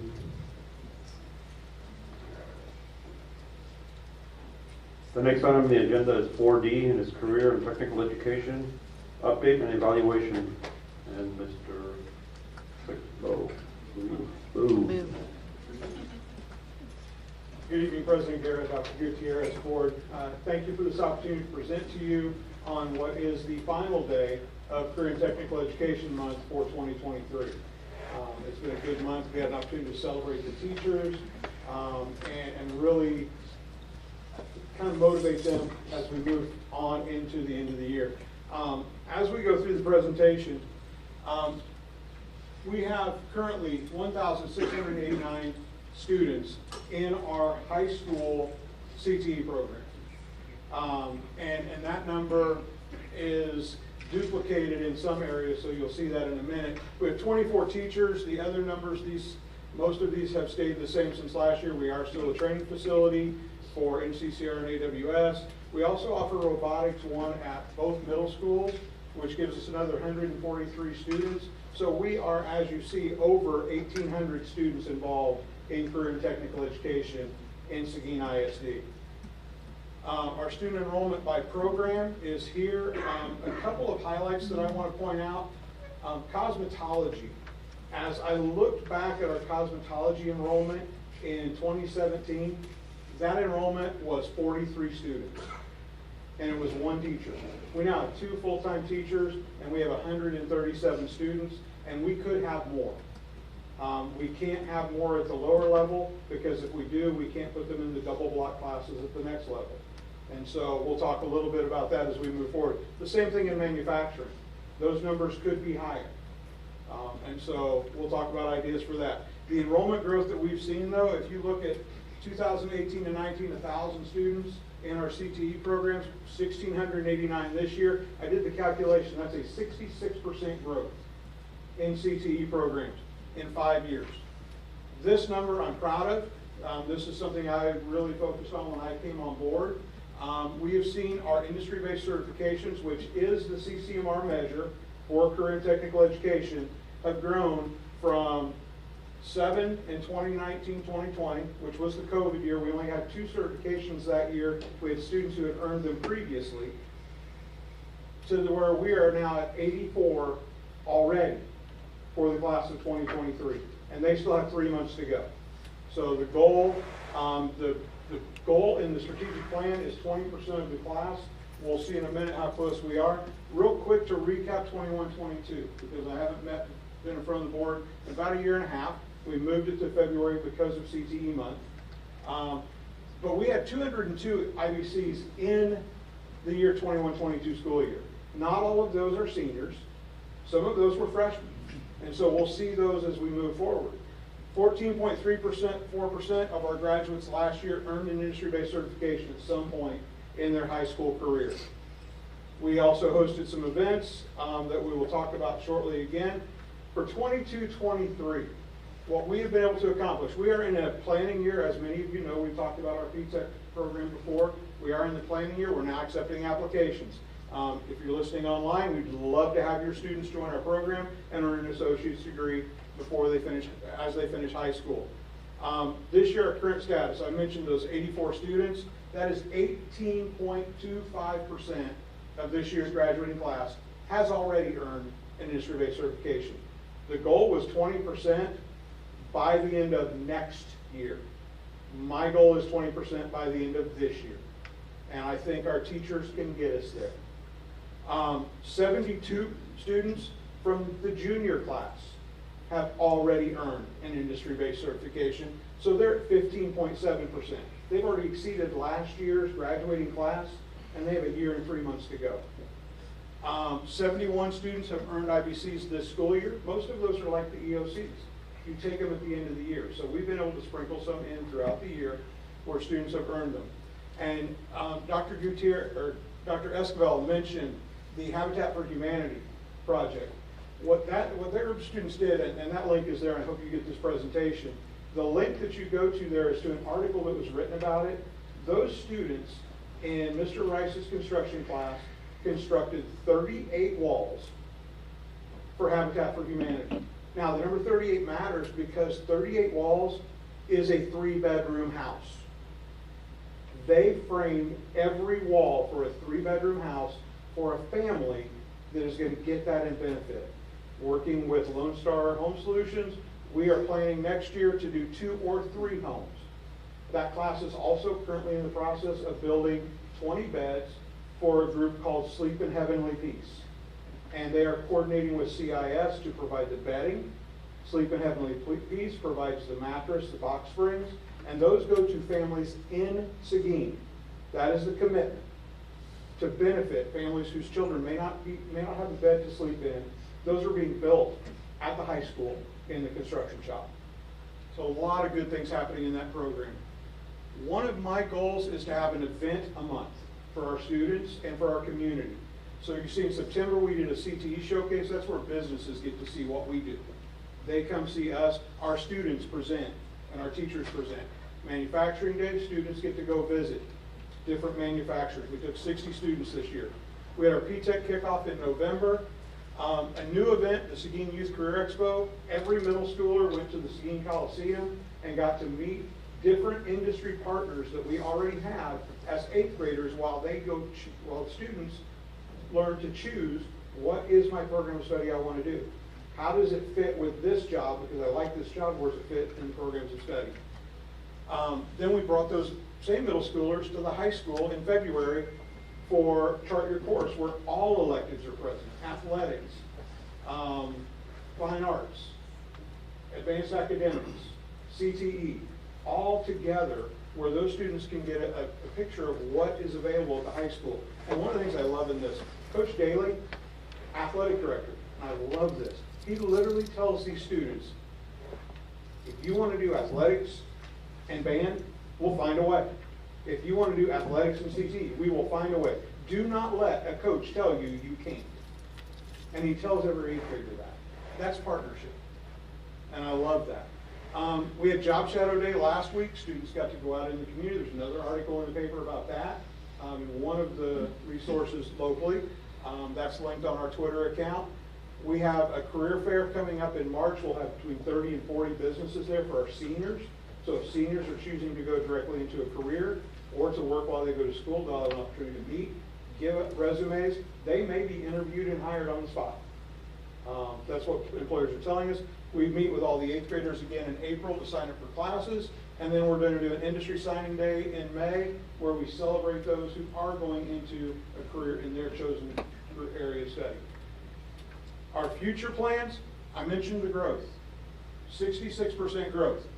That continued growth requires additional facilities or modifications to the facilities that we have. Many of you have toured our facilities. Our welding shop, and I think you're going to vote on this later today, we're looking at an upgrade for our welding shop where we can go from having 8 welding bays to having 20 welding bays, so that we have more places for our students to learn, because we've been limiting enrollment because we haven't had the equipment, we haven't had the space. So we're making better use of the space we have currently. The bond, thank you very much for that. We are going to be building an ag science facility, hope to be open in fall 2025. But the other thing I want to get out in front is, at some point, with that kind of growth and with what's happening with career technical education, we need to add a CTE building. We need to have a building where we can put another welding shop so that the welding shop that exists becomes the freshman and sophomore. A construction shop. I would love to put an automotive shop, and I will talk to any of you. I'm not going to do it tonight, but if you want to meet with me and talk to me about why, I can explain it to you, because I've seen it blow up in a school just like ours. And I was a part of it, and it's amazing. We want to offer more P-Tech opportunities. And we also, one of the things we do is we survey the students at lower levels. We're starting to take it down to the second grade, where we're looking at what students want to do as they move forward. We will adapt what we offer based on the needs of our students and the local labor market, because that's really who we are here to serve, is our students, and we're here to get them ready for the local labor market. We do have student organizations. Every one of these student organizations, VPA, they're at state. They're leaving for state on Thursday. We have multiple students competing at state. FFA, we just had a student finish second with one of his cattle at the San Antonio Stock Show. We had AgMech students that took something to the AgMech show. First time that's happened in years. And we're looking to build on top of that more projects. You probably saw the cooker that was sold at the football stadium. HOSA, we hosted the regional conference, and we have several students going to state in HOSA. We send students to state at TSA. TAFE is an organization for future educators. We're getting that up and going as well. Industry partnerships, and I'm not going to go through all of these, but we love our industry partners. I get a chance to meet with amazing people in our community that want to give back to our students. That's where our students get the job shadowing, so they get to go to manufacturing day. All those different events and activities. Some of these places the veterinary clinics host our students for practicums. And so our students go there 3 days a week and work so that they can gain the skills in their chosen career. Information, and there's so much, and you can tell I'm excited, I love what I do. But as you see this, we have sending out a newsletter quarterly now. And that newsletter, and there's a link to each of the existing newsletters. There will be another one coming out this spring. And highlighting what's happening, and what you get to see is the amazing teachers and the incredible students that we have in Seguin ISD. And that's really what this highlights. I'll follow our Twitter account, keep track of what's happening, because it's amazing and it's exciting. So if that's what I have for you, do you have any questions for me? Mr. Jenkins? Just have a comment. Yeah, it's amazing how far the CTV has come in the last 6 years, 7 years since I started here at the board. So hats off to you for doing a great job, and I'm glad that you're looking forward and looking for bigger and better things to do with CTV also. Thank you. Thank you. Thank you all for your support. Thank you. I really like the automotive. I know we've had some small discussion on that before, and working in a semiconductor, I've heard there's like up to 100 chips behind the dashboard. So it's getting more and more tech and complicated. Thank you. Thank you. And I do appreciate your leadership. I acknowledge that today on Twitter, along with two principals. But you know, this is what I really hope our community is paying attention to. You know, one of the areas that really hurt us accountability-wise was CCMR, but we're making significant progress, and there's a team of people along with Mr. Boo. You've got Ms. Vargas back there who are really focusing hard and heavy, and it takes time. And so we'll begin to see the benefits, but it won't be this year. It'll be another year or two down the road, but we're getting there, and we're surpassing those schools that were ahead of us, and I appreciate your leadership and visionary thinking. Thank you, sir. Thank you all. Our next item on the agenda is 4E, and it is the intersection update. Ms. Jaramillo will step up.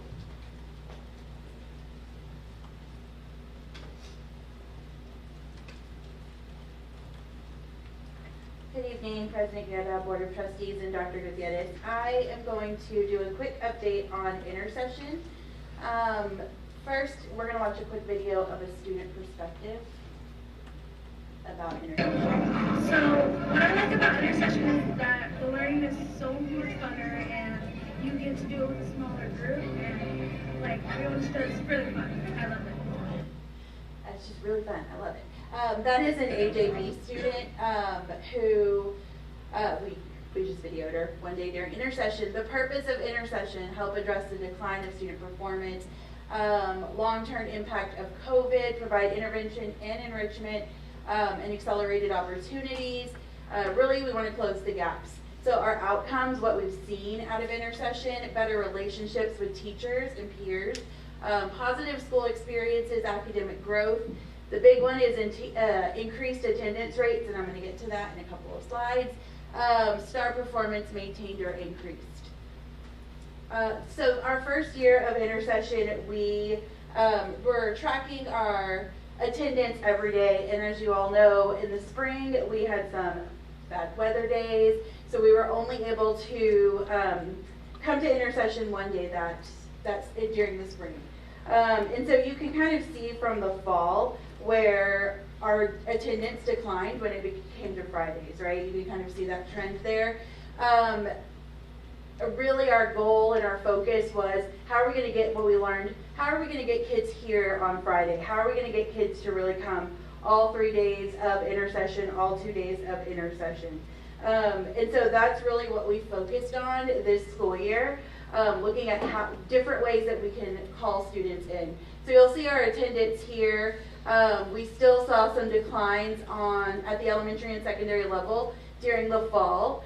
So what we did different during the spring, the high school decided to let students log in from home, because what they were hearing from their students was, we have to watch our brothers or sisters, and so we can't come into school. And so they let them log into the online programs at home, and they were able to get an attendance then. So you could see that the high school in the spring had 272 and then 140. And so we did see some increases here. Again, bad weather day, so we were only able to come twice. These are some quotes from teachers, and we're going to watch a quick video from Mr. Schmidt. Hello, I'm Jason Schmidt, proud principal at Jim Barnes Middle School. And I'm excited to be able to just talk for a quick second about the importance and impact that intercession has had, not only with our teachers and students, but really just on Jim Barnes as a whole. I feel fortunate that the district decided to go with the intercession model and create our intercession model. It's that just right sort of timing for students that need support, as well as students that get the chance to come out and just kind of build that social piece in there as well. We have students that ask us constantly about who's going to be teaching intercession and what's the theme for intercession going to be. This is just something that has given a lot of our teachers a real way to connect with students.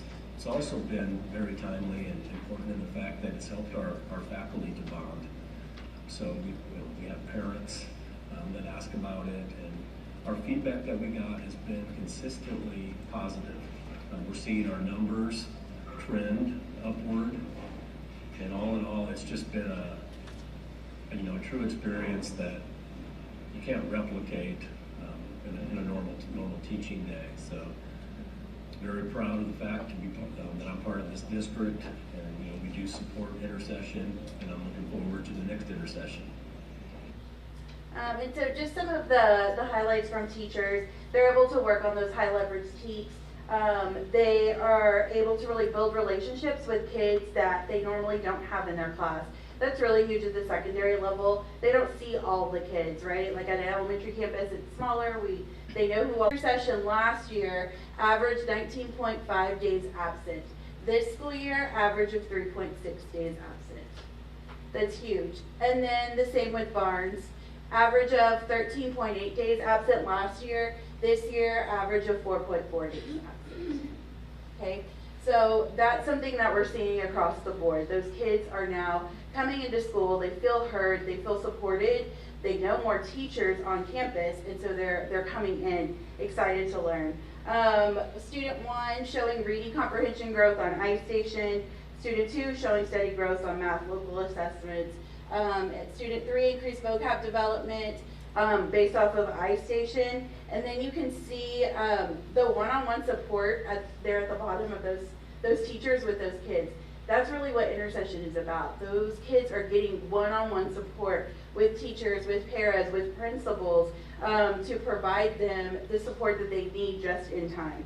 And so kids who are timid and don't want to speak out in a class of 30, they will speak out in a class of 5 or 6, right? And so those are the little gains that we're seeing that you can't put a number to. How do you put a number to kids thriving in school?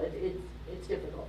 So for Barnes, similar things. Student 1, growth on both math and RLA based off of their local assessments, comparing last year to this year. Same for student 2, and then student 3 showing consistent performance in science.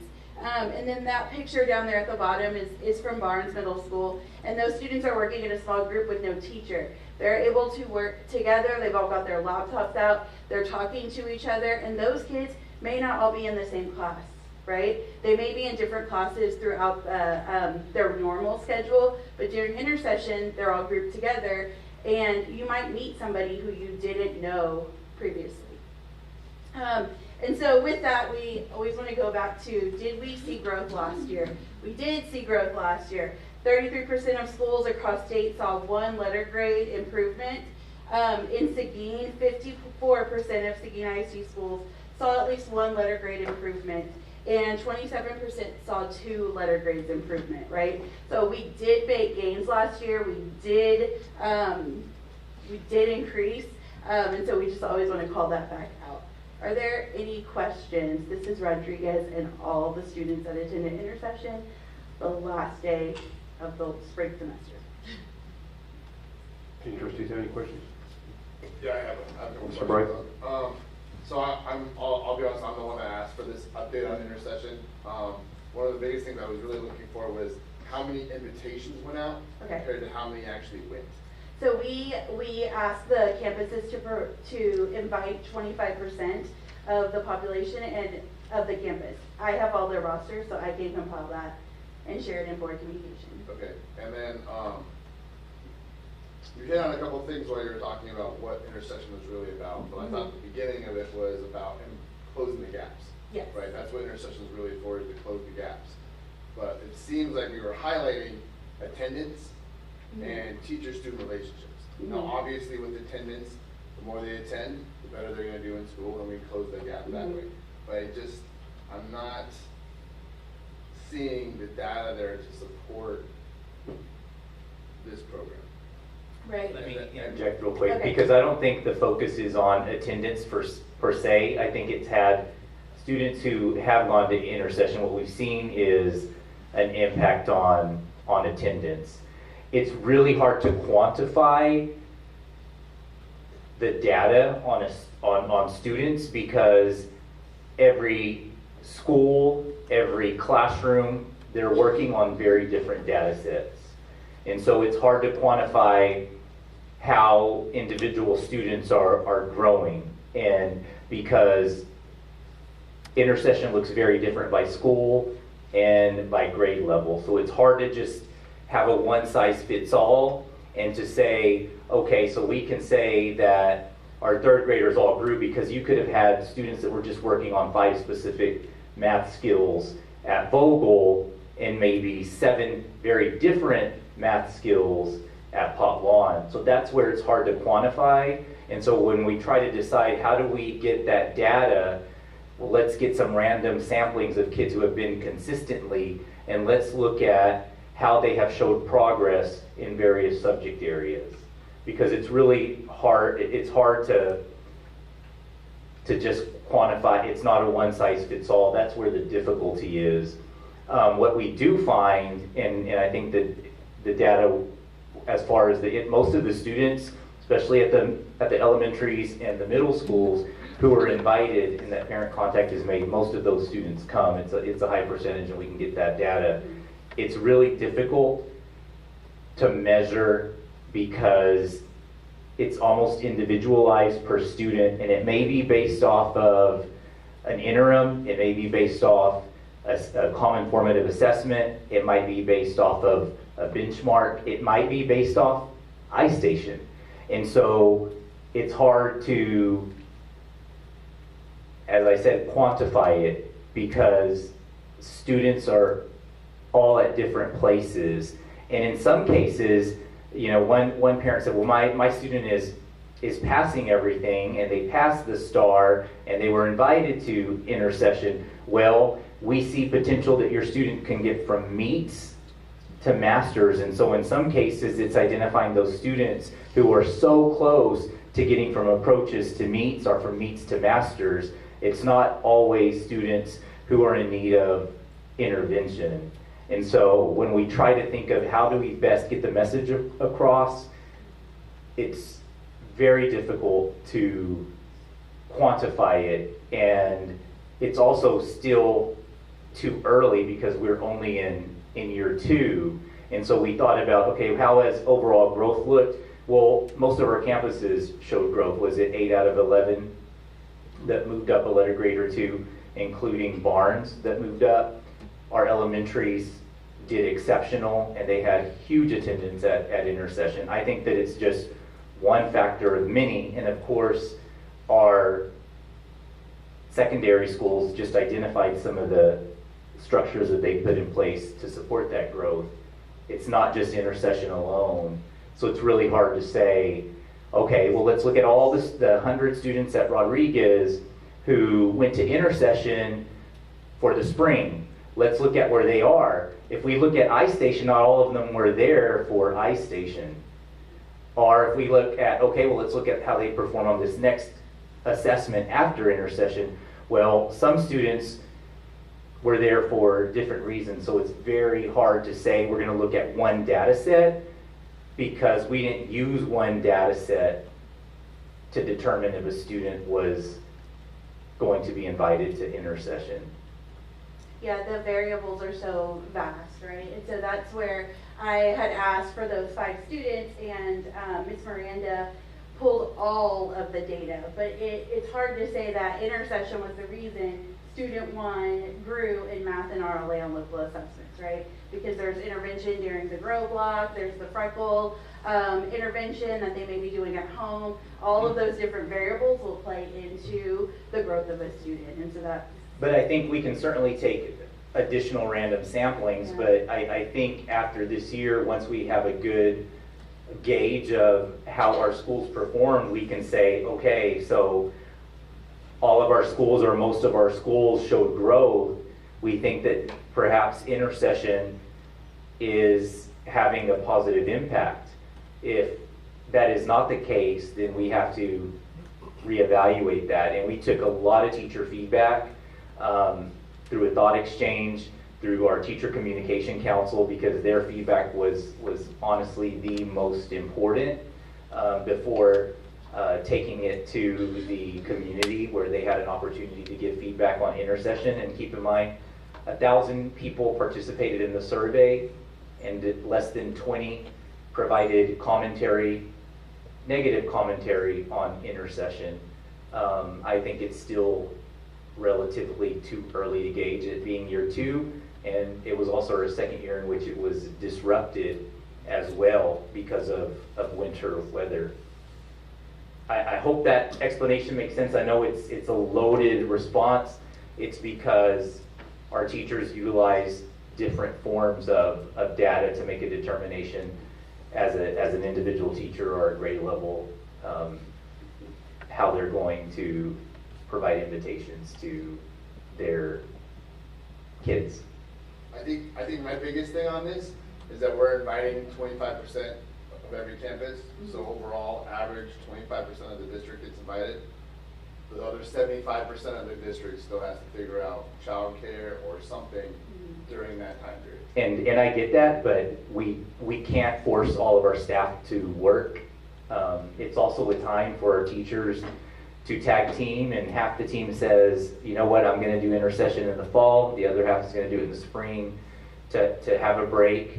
And our principals don't deny, they do not deny kids And when I've come back to parents, when they've indicated that, they can't come back to me with any concrete evidence that a principal did deny them. And so we've had parents who have sent their kids and been granted permission, and our principals are not going to deny. There's always extra space because it is small groups.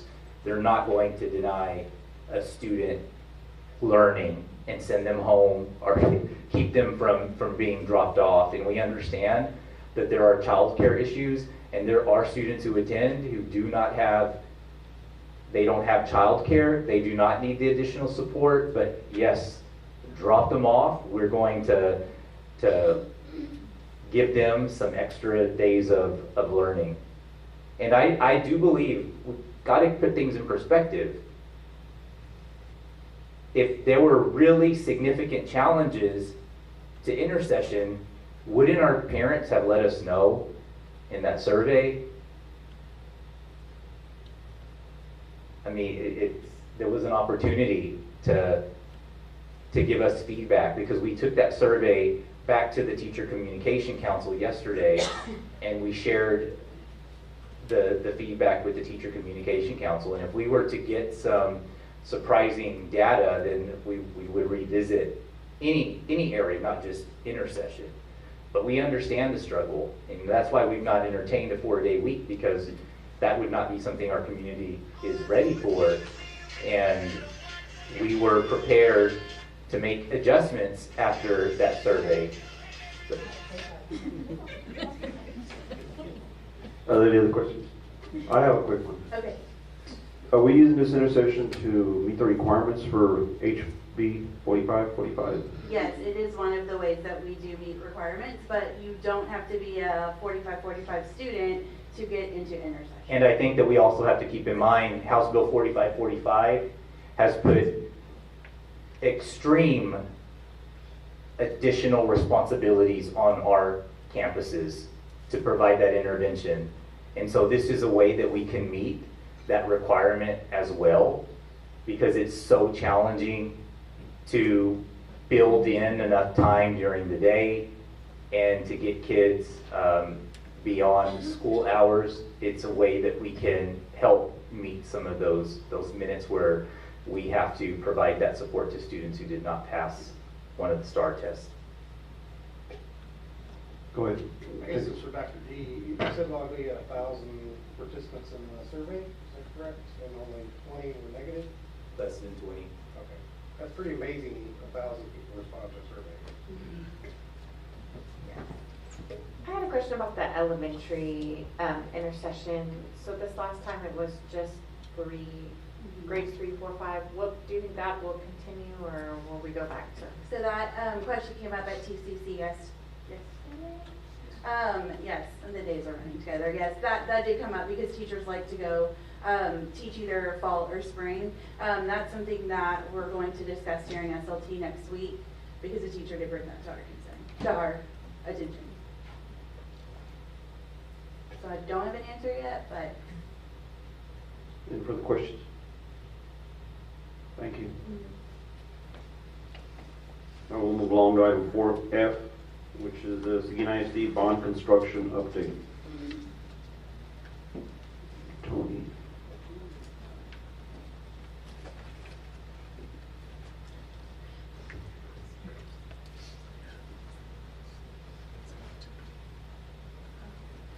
Good evening, President Guerra, members of the board, Superintendent Gutierrez. I just want to go through our monthly construction update. And you'll notice that for the first time in decades, we have multiple bond issues to discuss, which is a good thing. We want to keep it that way, so we want to share good news. And as it stands right now, we have a lot of good news to share. So let's start off with Bond 2019. As you know, the projects associated with that, which are all listed here, most of them have been complete. Of course, we're still working on the project there at Riesemeister Middle School. It is coming along, and we'll see some pictures of that momentarily. I do want to mention the other highlighted area here. You can see the various campus projects that are highlighted here.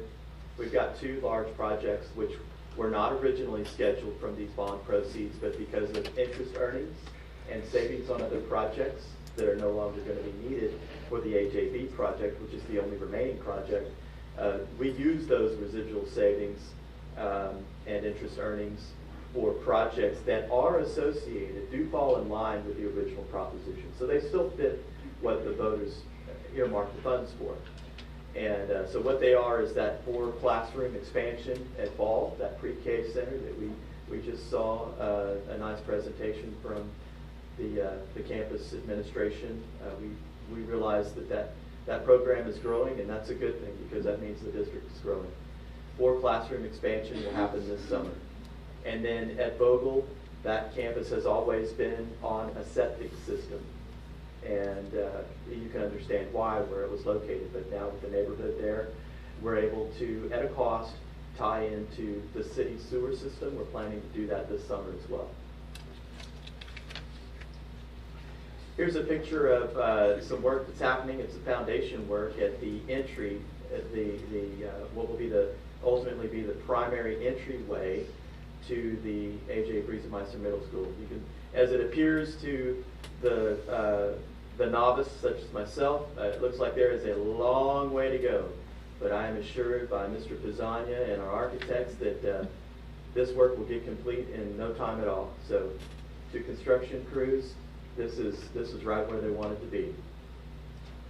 This is the inside of that same corridor, the inside version of it. Now there's a word here in the description, clear story is how you pronounce that. And if you look that up, all it means is this bay of windows right here. You see that bank of windows. Why they don't use the word bank of windows or bay of windows? But architects love their architectural terms. So clear story is what it's called. It just allows light into the foyer, and that's going to open it up and make it look really nice. And I'm sure that AJB is going to appreciate that.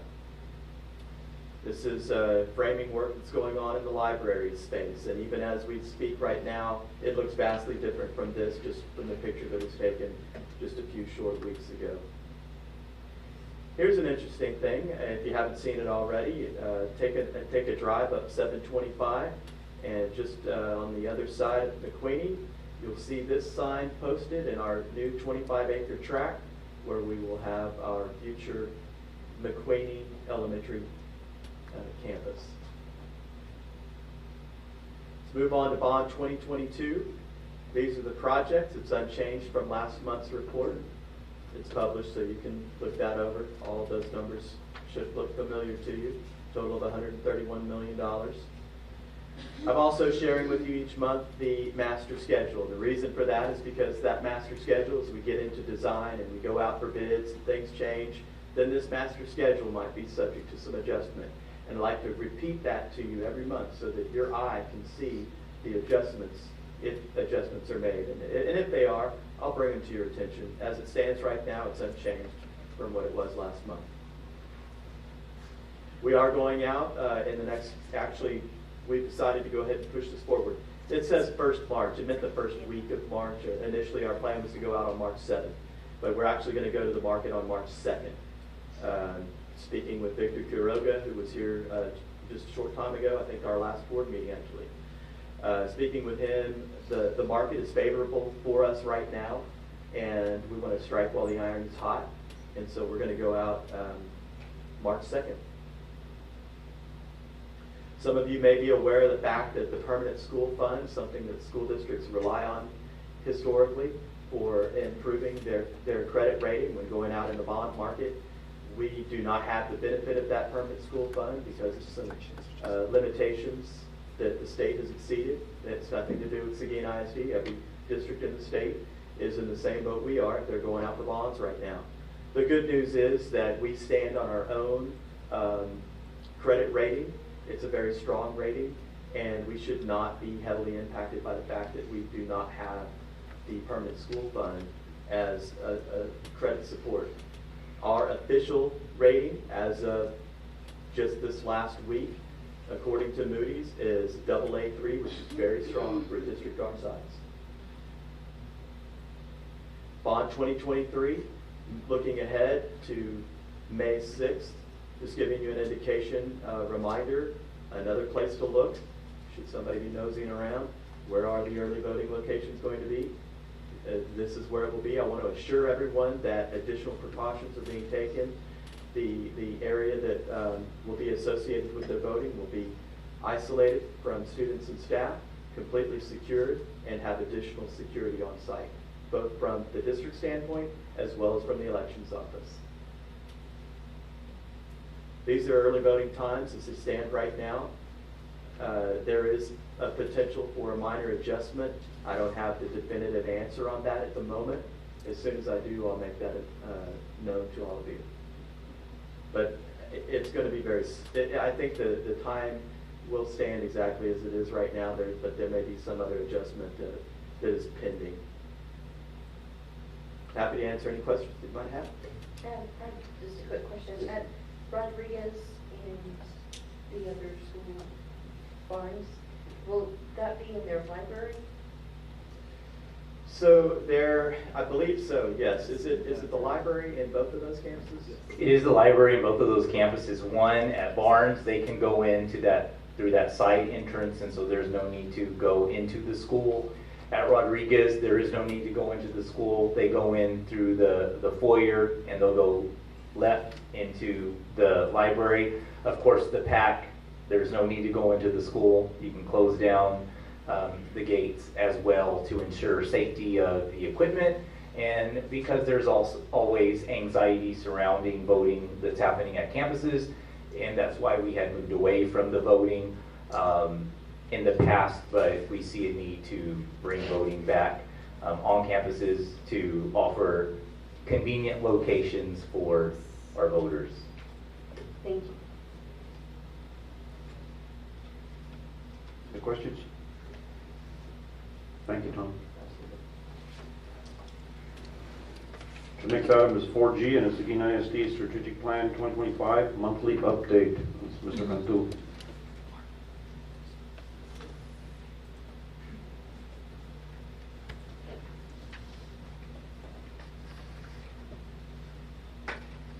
Good evening again, members of the board, Dr. Gutierrez and President Guerra. This is a update on where we are with our strategic plan. You'll notice that the first couple of slides, just like every month, are the same, just because it's really important, right, that we continue to ground ourselves in our strategic direction. Where are we going the next few years through 2025?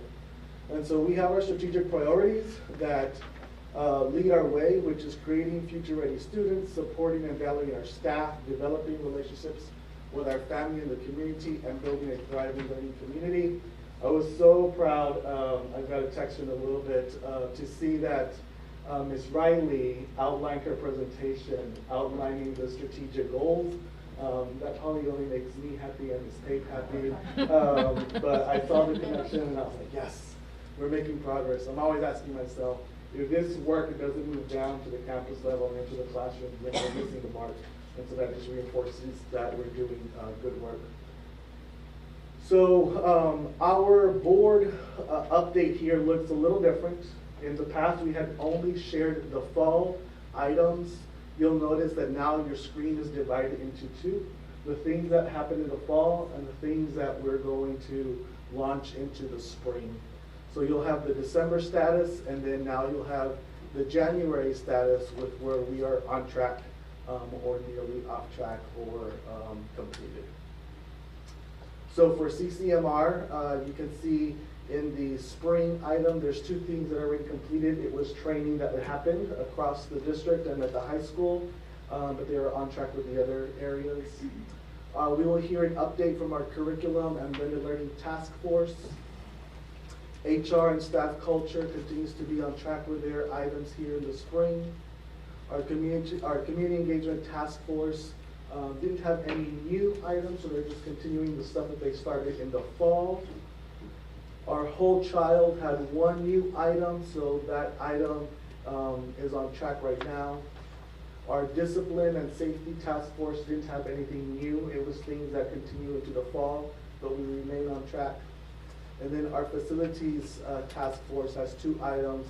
that are going to start now in the spring or that launched in January. And so with that, I'm going to turn it over to Mr. Gonzalez, who's going to share a bright spot for us.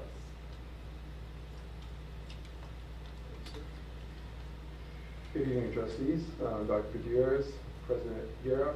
I appreciate the opportunity to briefly talk about our bright spot here. Really, it's around blended learning and our rigorous and relevant curriculum in that blended learning model. So I'm going to jump straight to our bright spot here. Just want to celebrate our teachers and our students and our parents. And this is really around the instructional technology and our learning management system, Seesaw, that we use in K-5. And so since November, we saw the amounts or the pieces of classwork posted increase by 247,492 pieces of classwork. So that's something that our teacher posts, that a student responds to, so that we count both of those numbers there. And then our family messages and visits increased by 119,369. So we really wanted to push all of our parent communication to one platform. We were excited to see that Seesaw released and updated their Seesaw messages platform, and that way we were all creating, we were all communicating in a consistent manner. And so with that being said, teachers are using that, principals are using that, librarians are using Seesaw messages to reach out and connect to parents through there. And so our customer success manager with Seesaw reached out to us, and she said, hey, I had to double check y'all's numbers because y'all are the biggest growth that we've seen out of any of the districts that I work with, or excuse me, our customer service person works with. And so we have the largest amount of growth, and so really had a lot of push towards that in the blended learning format. Our teachers took on the task, and we're really excited to see them utilizing that platform and really pushing our elementary students to the next level. Thank you. And I'm going to ask our Director of CCMR, Ms. Annalisa Vargas, to join us to share an area of focus. Good evening, Dr. Gutierrez, President Guerra, and the rest of the board members. Thank you for having me. So we're going to talk about CCMR, which has been high on everybody's focus lately. You're very familiar with what our goals are, going from 39 to 73% by 2025, and our initiatives. One thing that I want to touch on is that CCMR has been a focus of our district. My position evolved in, at the end of March last year, and so we've been working very diligently on what we thought were the outline cut scores and what we needed to be at and work on, because we knew there was growth to be in place. So we have been playing and working hard at the game, and TEA just recently changed the rules on us. And so I don't have any other way to put it other than that, out of our control, we're still going to plug forward and work as hard as we can. And so it has not been confirmed they're going to go with those cut scores, so I'm still going to be hopeful and optimistic. But on the flip side of that, I am very proud of the growth that we have seen. So we were at 42% last year. We are currently at 50%.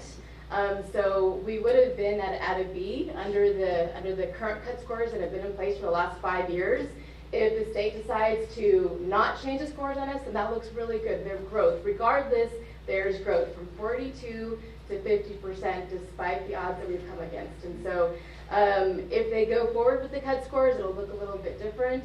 But regardless, we're It'll look proud. extremely different. It will be a 47% needed increase in order to get to an A, which I think is at 85. 88. The requirement will be you have to go from a 60 to an 88. So I'm signing on to a letter with other superintendents asking that we maintain where we are, and I'm going to continue to monitor that very closely.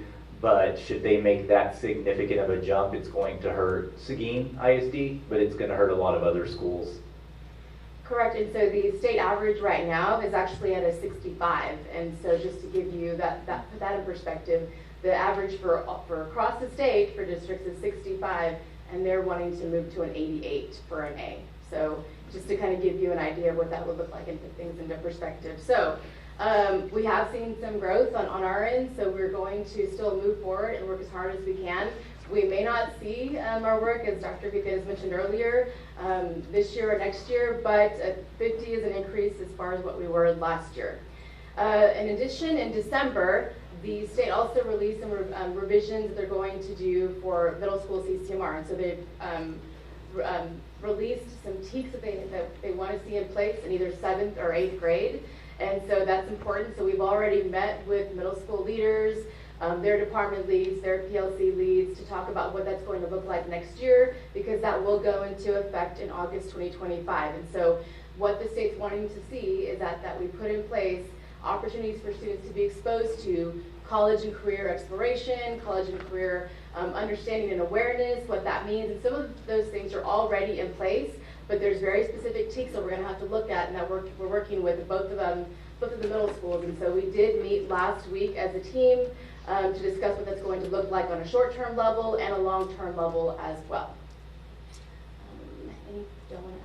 anything else? So the last thing, I leave you with just what's coming up next month. So next month we will have a quarterly update on one of our Seguin ISD goals, which is one of our 7 goals.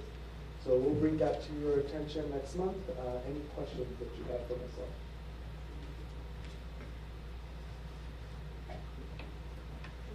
Questions? Thank you, Mark. Now we'll move on to item 5A in the closed session, and this board will adjourn into the closed session pursuant to the following sections of the Texas Open Meeting Act. 5A, pursuant to Texas Government Code Section 551.071.551.074, 551.129, consultation with legal counsel, including possible telephone consultations with legal counsel as necessary to address legal concerns, implications, and answer any legal questions regarding posted agenda items. AI, safety audit findings.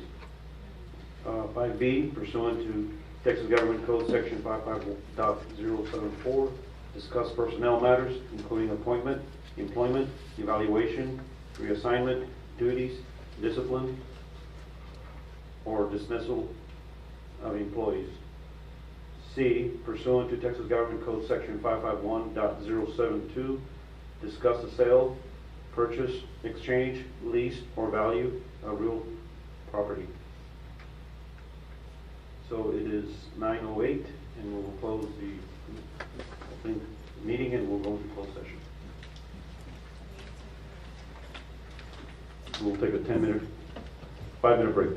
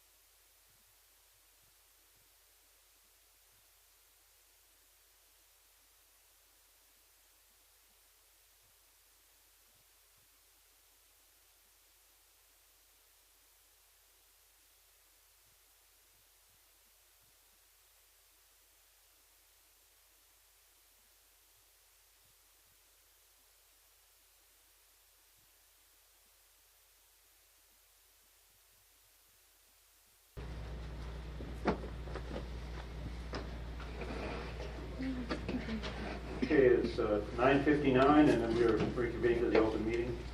The board will take appropriate actions on items, if necessary, as discussed in closed session. And currently, there are no items that need to be addressed in public. We'll move on to the section 7, which is the consent agenda items. Consider the possible approval as applicable. Policy BE local states that the consent agenda shall include items of routine or recurring nature grouped together under one action item. All such items shall be acted upon by one vote without separate discussion unless a board member requests that an item be withdrawn for individual consideration. The remaining items shall be adopted under a single motion and vote as applicable.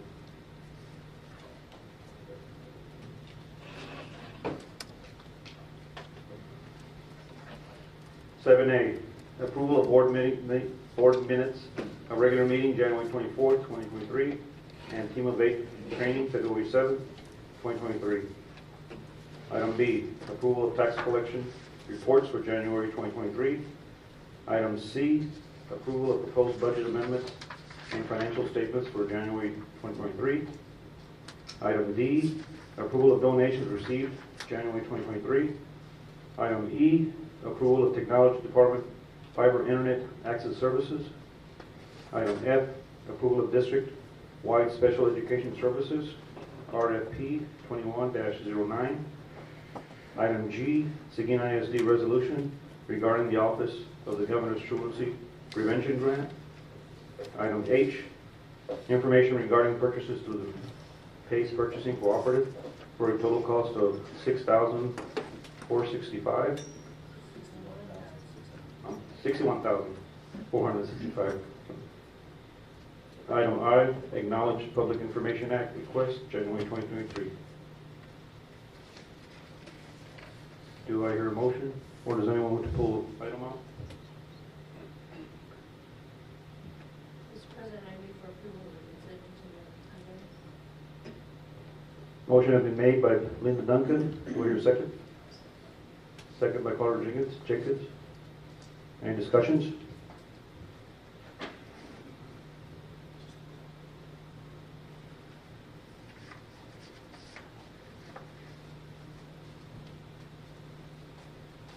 So the motion has been made and seconded. All in favor, raise your right hand. 7-0, pass. Now moving on to the action items. Action item A, possible action regarding purchase through CTPA Purchasing Cooperative for a total of $7,000. $75,000. That would be nice. Tony. So we bring this item for your consideration. This is the group that will assist us with legal communications associated with the 2023 bond.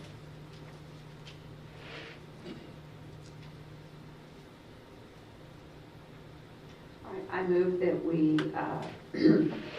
accept the proposal as written, that we approve the purchases for $75,000 to CTPA Purchasing. Motion has been made by Cindy Jimenez and seconded by Linda Duncan. Any discussions? All in favor, raise your right hand. Motion passed, 7-0. B is approval of Seguin ISD Child Nutrition Equipment, RFP 23-02. Yes, sir, and this is, again, a recommendation that you allow us to spend residual funds through the Child Nutrition Program that will afford us an opportunity to place roughly $1 million worth of equipment, new equipment in our kitchens around the district. Specifically, the total comes to $984,204. The bulk of those dollars would be spent on what are called combi units. They're a special type of programmable oven, and it does all kinds of things besides just warm food.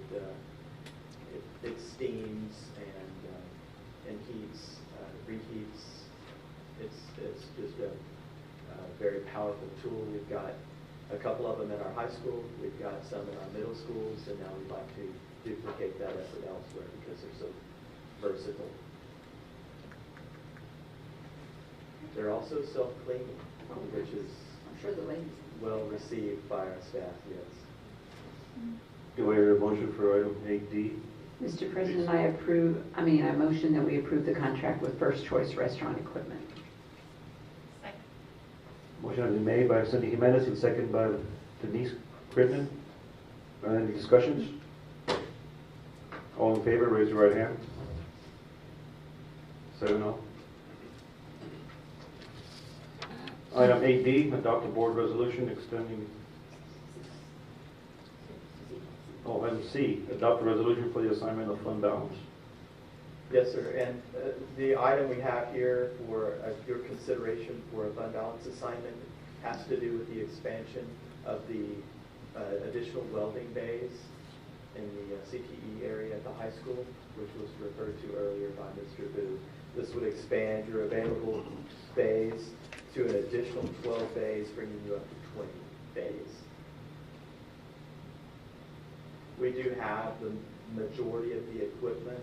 The CTE program has enough money in their budget to outfit what's missing at the moment once we have those additional bays. So this is just the construction of the bays. Do we hear a motion? Mr. President, I make a motion to approve the funding of the 12 bays for CTE.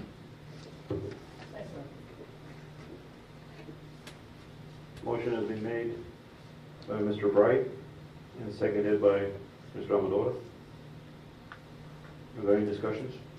I just have one question, I'm sorry. Is it an existing space or just? Yes, ma'am. It is an existing space. Now, I'm not intimately familiar with the space. Mr. Booth's not here, but we do have Mr. Steve Gonzalez here, so he could give you a little bit more clarity, I'm sure, on what the existing footprint looks like. Absolutely. It's a square space that has protection shields on each side of it. It has an opening the students can walk in and out freely. And what that does is that we're just expanding to more spaces outside of that so students can work in a safer environment within that. Currently, students, when they're grinding or doing other things of sorts, they're grinding in an open area where sparks are flying and things of that sort. This also gives them the opportunity to be able to test more students at different time periods where they're not having to rotate just through 8 stations. They can rotate their certifications testing through 20 stations now. Any further discussion or questions? All in favor, raise your right hand. Motion passed, 7-0. Item 8D, adopt the board resolution extending depository contract for funds of independent school districts under Texas Education Code, Chapter 45, Subchapter G, School District Depositories. Yes, sir. And what we have here is a requirement by the state of Texas. TEA requires that we bid our depository contracts on a routine basis. However, we also have the opportunity to extend our bids for a certain period of time, 2-year intervals. This would be, we currently have a great relationship with First Commercial Bank. We have for quite some years now. And what we would like to do is get your permission to extend the second 2-year term under our current contract. That's what this is requesting. Do I hear a motion for 8D? Mr. President, I move that we approve the resolution to extend the depository contract to First Commercial Bank for July 1, 2023 through June 30th, 2025.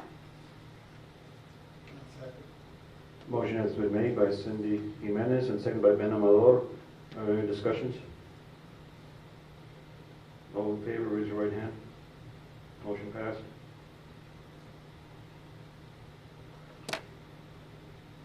8E, approval of authorized representatives for First Commercial Bank, N.A., Long Star Investment Pool, Tex Pool, Logic, and Texas Class, MBIA. So earlier today, we were introduced to Ms. Perla Romero. You always want to have a third person with access to all of your district funds. You have your superintendent, your CFO, and now we're asking that you also include your Director of Business Services so that day-to-day banking and cash management can be handled effectively. That's what we're asking your permission, is to give her that authority. Do I hear a motion on 8E? I move that we approve the addition of Perla Romero, the Director of Business Services, as an authorized representative for First Commercial Bank, Lone Star Investment Pool. Motion has been made by Cindy Jimenez and seconded by Carl Jenkins. Are there any discussions? Motion by raising your right hand. Motion passed, 7-0.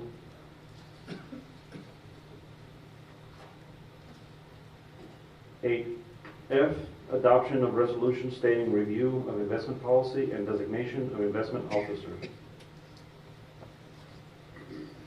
So this is sort of a combined action, half of which you've actually already done back in November. But we're asking for a slight adjustment in the investment officers. And since we always do this in a combined way, we're asking you to approve the new investment officers to include Ms. Perla Romero.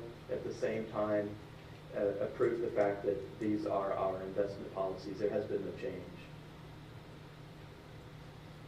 Do I hear a motion to approve 8F? President, I move to approve the agenda item 8F as read. Do I hear a second? Motion has been made by Carl Jenkins and seconded by Linda Duncan to approve item 8F. Any discussions? All in favor, raise your right hand. 7-0, motion passed. Item 8G, consider appointing a budget committee for the Board of Trustees. And currently, I believe, the ones that were serving last year was Denise Crittenden and Carl Jenkins. And we needed to add one more. I contacted also Joseph Bright, and he said he would be Joshua Bright, excuse me. And he would be willing to serve on the committee, on the budget committee. So just to be clear, it will be Ms. Crittenden, Trustee Crittenden, Trustee Jenkins, and Trustee Bright? Correct. Okay. Mr. President, I move to accept the 2022 budget committee as presented. Motion has been made. Do I hear a second? Second. Motion has been made by Linda Duncan and seconded by Joshua Bright to approve 8G. Are there any discussions? All in favor, raise your right hand.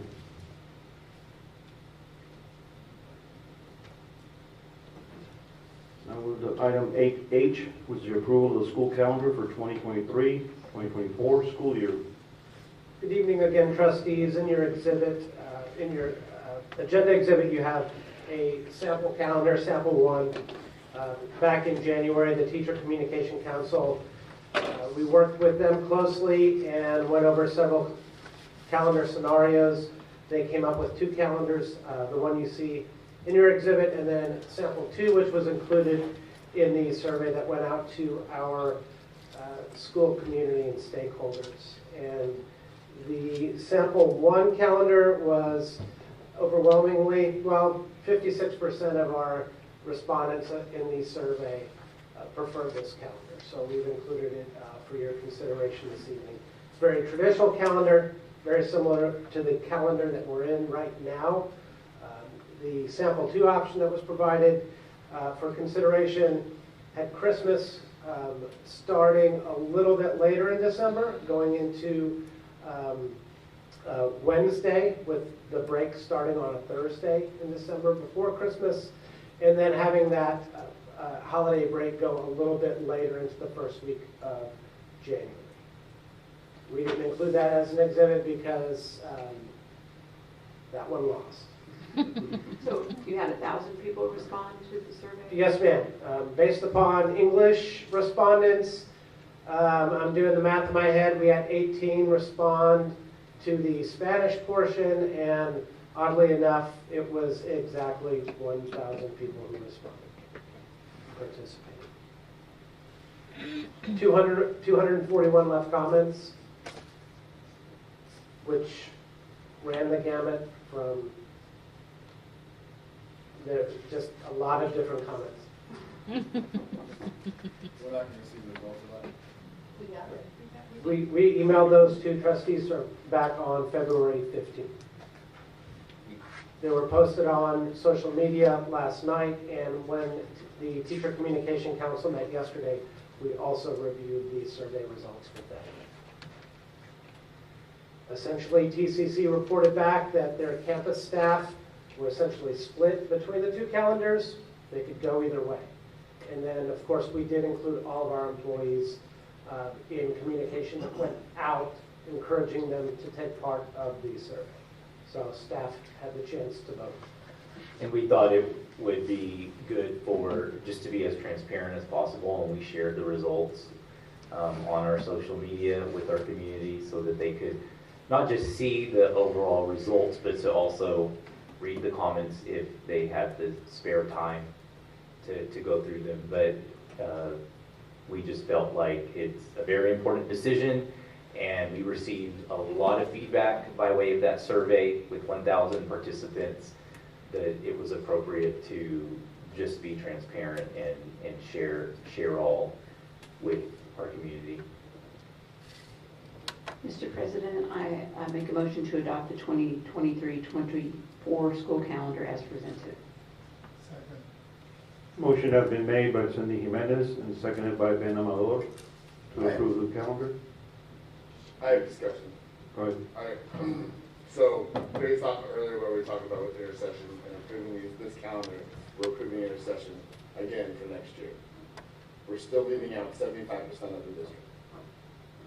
There's the intercession dates are for 25% of the district, and not all 25% go because it's optional. So we're leaving out 75% of the district for those two significant dates. Secondly, with the second intercession being the 1st of February, the last 2 years we've had issues during the first week of February with weather. I think it would be smart for us to re-examine that, maybe push it towards the second week or third week of February, first full week or second full week of February, versus the same possible weather issues that we've had the last 2 years. I think it's unpredictable. It's been by chance that it's been at that point. But what works to our advantage is that if for some reason there is weather, it gives us days that we don't have to make up. And so we were fortunate that we didn't have a regular school day on that first day of intercession this year. So it was a day that we did not have to make up. We received feedback as far as the best time frame to do the intercession from our campus staff, and that was the date that they recommended as far as the amount of time coming back from Christmas break, the amount of time that it gave them prior to EOC, along with where it stands in the grading period. So there was a lot of feedback that came back from our teachers regarding when to place the intercession dates. And I thought that, I considered that same thing when I was looking at it, and then I realized the huge freeze a couple years ago was on the 14th of February, so we're not out of the woods if we, go further up. The huge storm was later, so. So the state requires students to have X number of minutes of instruction every year, correct? 75,600 minutes, yes. Okay. And all the students are getting all of those minutes, correct? Correct. Okay, thank you. Is there any further discussion? Do I hear a motion to accept 8? Oh. So I have to give the names of the first and second? Yes, Thomas Jimenez and Amador. All in favor, raise your right hand. All against, raise your right hand. 6 yes, 1 no. Motion passed.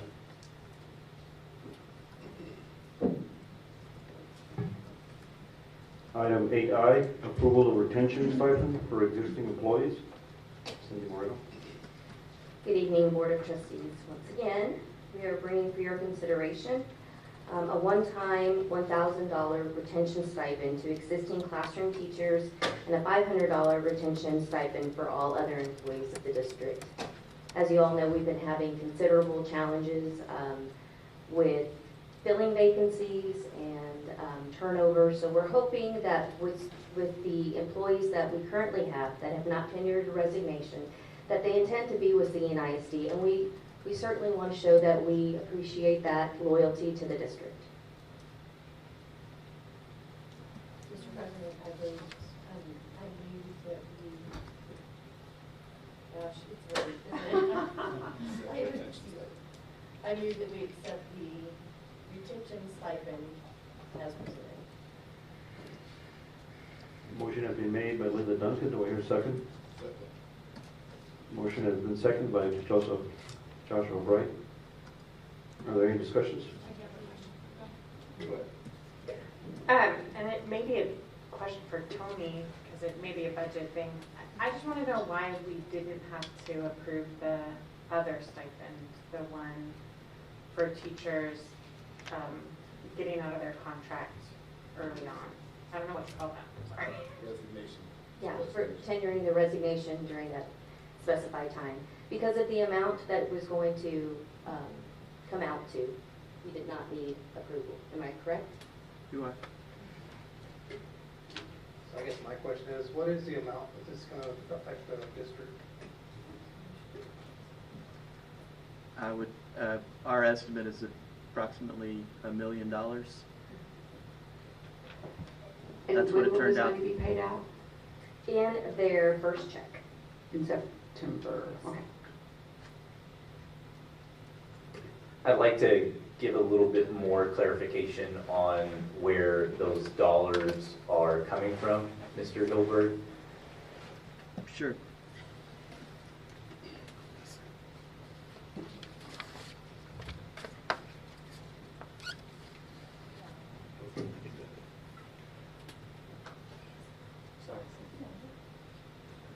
Before I answer that, though, I would like to just clarify one thing. The payment, we're going to be doing that in October, not in September. And that's there's a whole lot of logistics behind that.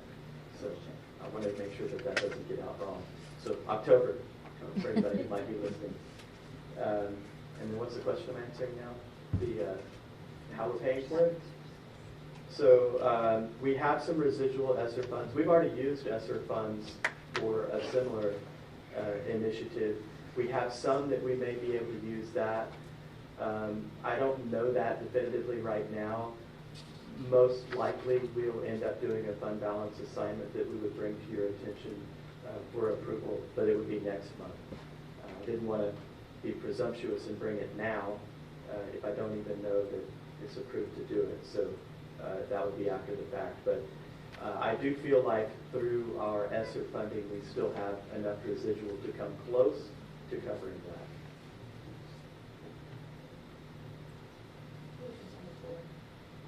Any further questions? Do we hear a motion? We already have one. Do we hear a second? Right. Skip late.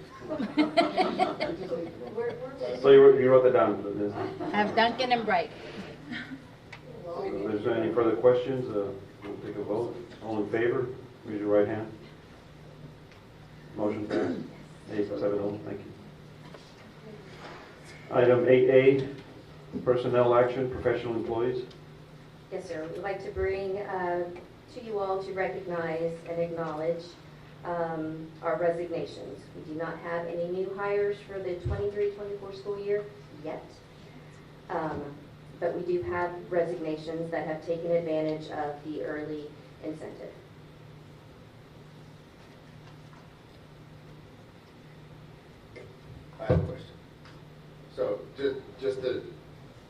because the incentive to stay was gonna probably be a majority of people, so we figured it'd cost more, so that's why we have to approve this incentive to be going out there.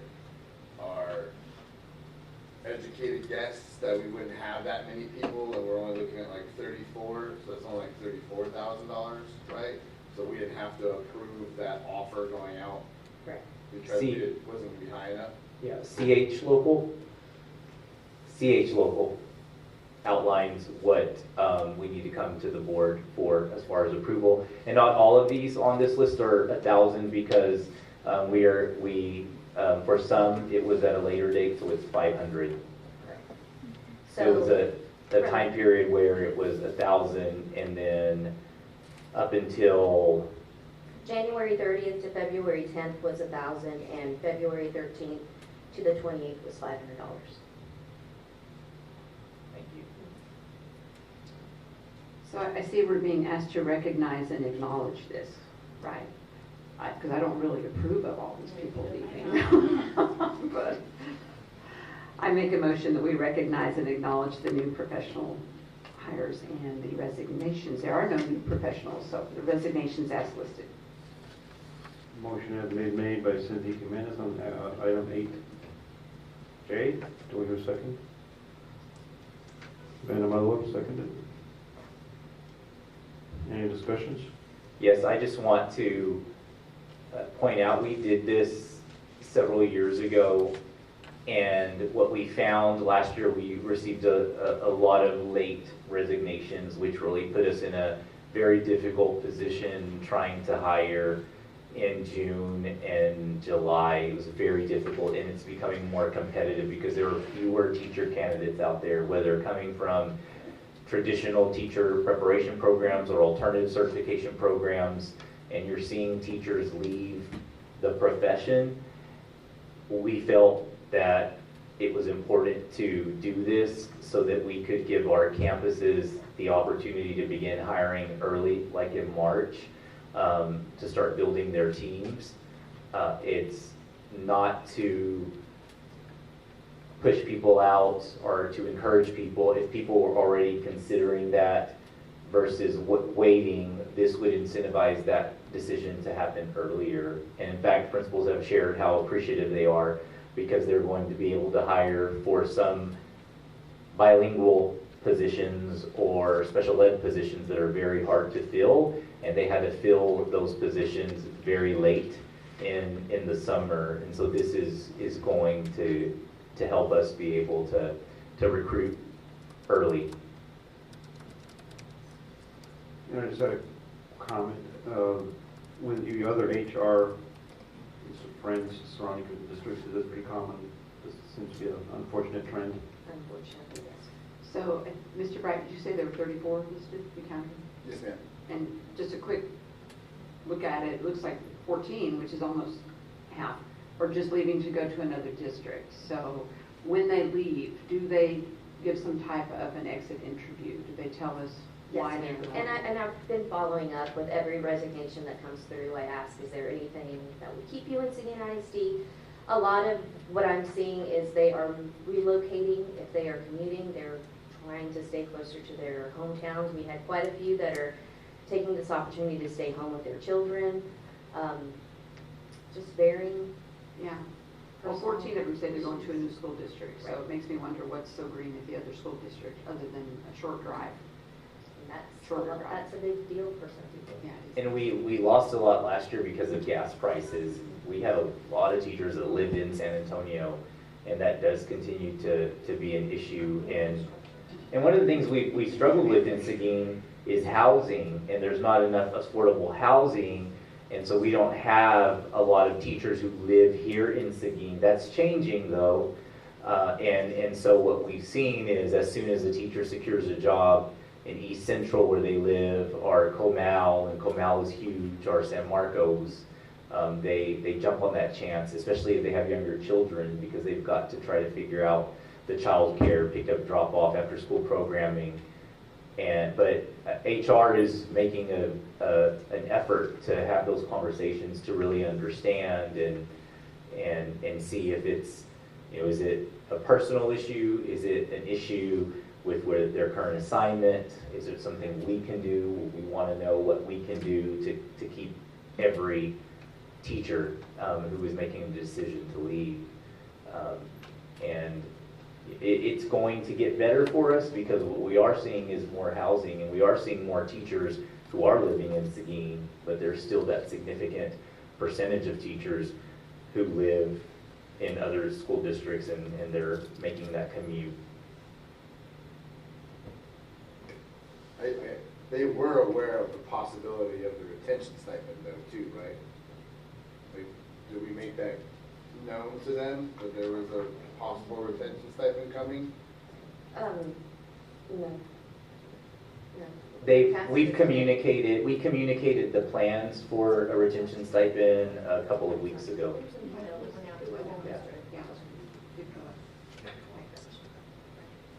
Any further discussions? All in favor of approving item 8J? Raise your right hand. 7-0, motion passed. Thank you.